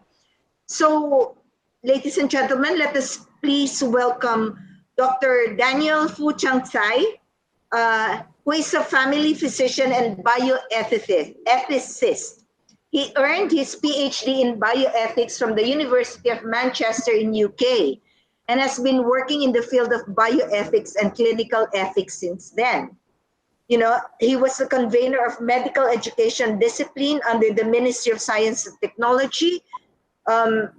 He has written so many books, published books on the subject of bioethics, informed consent, clinical ethics committee, case analysis, research ethics, and so on and so forth, and so many papers. I'm humbled, and it is my honor to present to you Dr. Daniel Fu Chang Tsai of Taiwan. Thank you, Chair Lady, for your kind introduction. And ladies and gentlemen, good afternoon. I firstly like to thank all organizers for giving me this honor and pleasure to join the panel and present some thoughts. My topic will focus on resources allocation, some ethical consideration, adapting the mask story from Taiwan. So I will use the mask production and distribution as an example to examine the ethical dimension. The 2020 COVID-19 pandemic has caused serious impact to healthcare system of almost every country. The recent research of infected cases has once again made medical resources allocation, which include ICU bed, ventilator, manpower, and PPE, a daily challenge to many hospitals and governments. Today, I will focus on the mass production and distribution policy in Taiwan as an example to examine the ethical principle of resources allocation. Next. Although the WHO declared COVID-19 a global pandemic on March 11, it did not advise wearing masks in public area until early June, by which time 6.7 million confirmed cases and 400,000 deaths worldwide has been reported. Next. Taiwan, which endured the 2003 SARS and 2009 H1N1 pandemics, has kept an enviably low number of 577 confirmed cases, only 55 local acquired, and 7 deaths of COVID-19. Next. Taiwan's use for anti-COVID-19 strategies has been much lauded in international news. As President Ing-wen Tsai shared our approaches. Next. Yes. Taiwan's mask policy has played a vital role. This policy can be elucidated through 2 key elements. Next. Next, yeah. Citizens' perception of mask wearing and a government plan for mask production and distribution. Each of these elements was bolstered by underlying value and principles. Next, please. The wearing mask has long been accepted in countries throughout Asia, whereas a form of courtesy to protect oneself from allergen, pathogen, pollutants, or exposure to sun and cold, or even as part of fashion trend. After 2003 SARS epidemic, it became clear that masks were critical to preventing virus transmission. Next. In contrast, mask-wearing Western culture is less acceptable due to, first, anti-mask law in America and in several European countries based on historical, political, and religious reasons. Second, mask as a symbol of crime and antisocial behavior. Third, importance of facial expression and eye contact in social manners. Fourth, mask wearing implies illness and heightened risk. And most recently, resistance to mandatory mask wearing policy as an affront to personal liberty in society that emphasize individual rights and me-first thinking. Next. However, as COVID-19 pandemic escalated, mask wearing is becoming more commonly accepted around the world. So in 2012, Taiwan's CDC set forth the influenza pandemic strategy plan based on the SARS and H1N1 epidemic experiences. The personal protective equipment preparedness section includes clear strategies. There were actually nine articles. Okay. So when the first COVID-19 cases in Taiwan was reported on January 21st, 2020, citizens rushed to pharmacies and supermarkets and cleared the shelves of masks. And the Taiwan government then released the stockpile, controlled the price, limited personal purchase, and prohibited exportation. Next.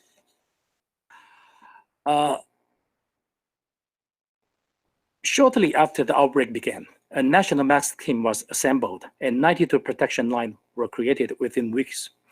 The government invested in new production infrastructure and machines in exchange for acquiring 1/4 of the mask at production cost.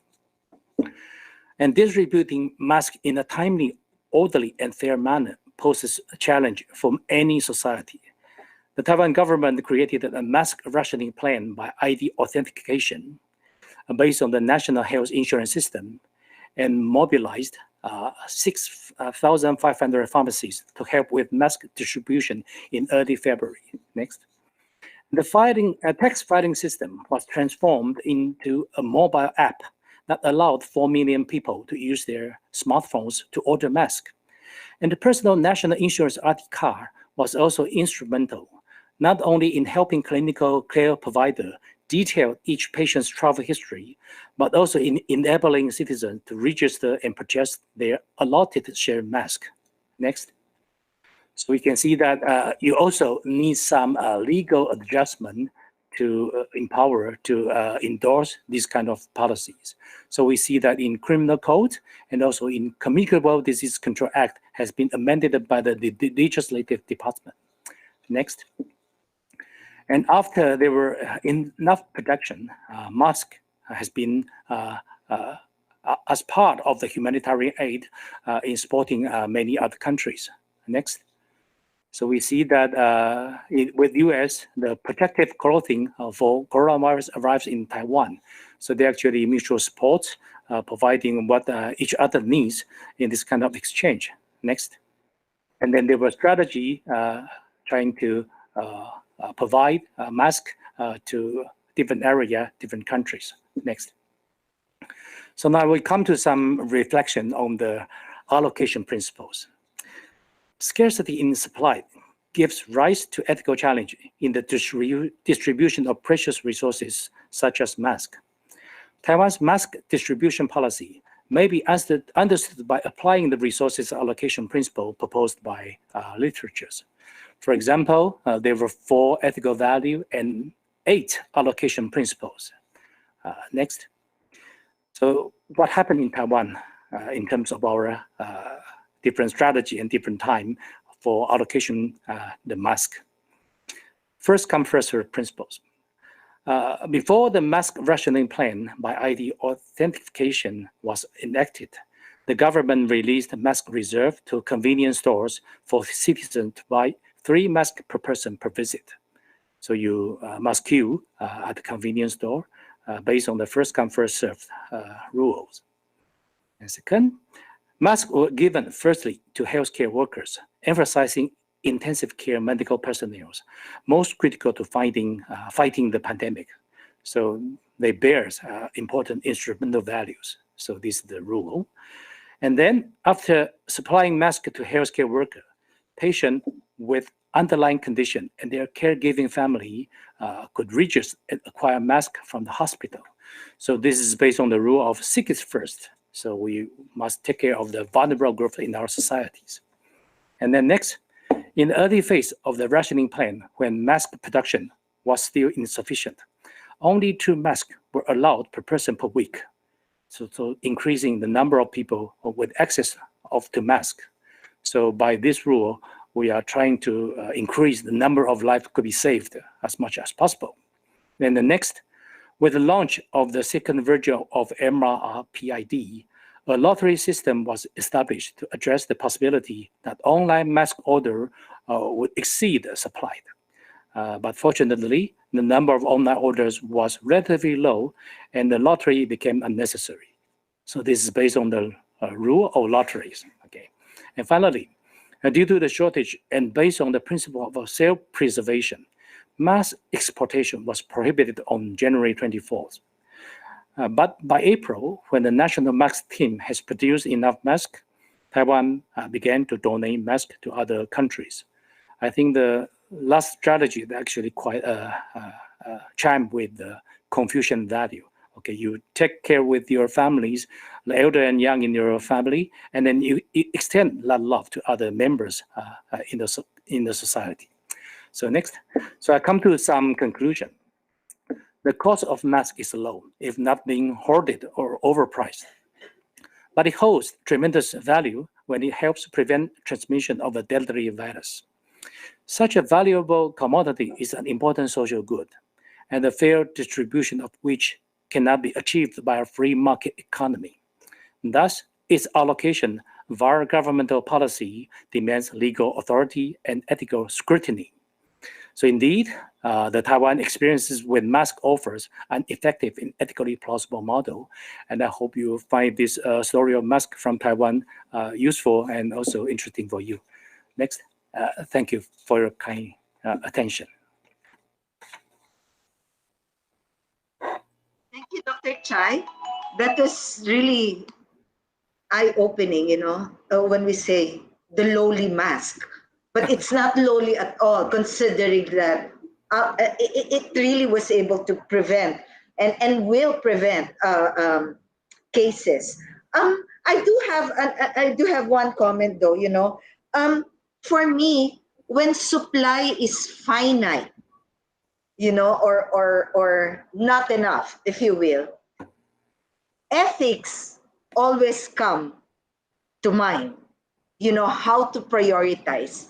And in our situation, from the metrics, from the human resources that are needed for the metrics, to the diagnostics, to the therapeutics, and hopefully in a few months, the promise of a vaccine, ethics will really come to mind.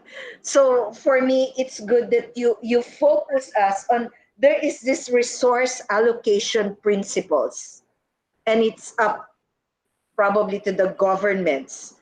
What you're trying to tell us is have a system, have these principles ready for when the time comes. Would you like to add more regarding, especially when the promise of a vaccine comes already? Thank you, Chair Lady, for your very kind comment.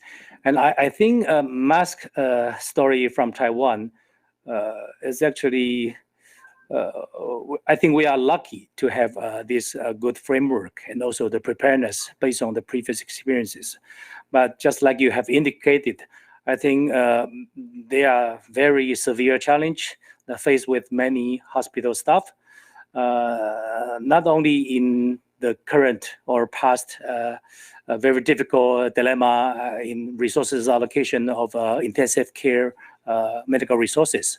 And also now, as we learn from the news from Pfizer company, okay, they have actually made the vaccine very effective.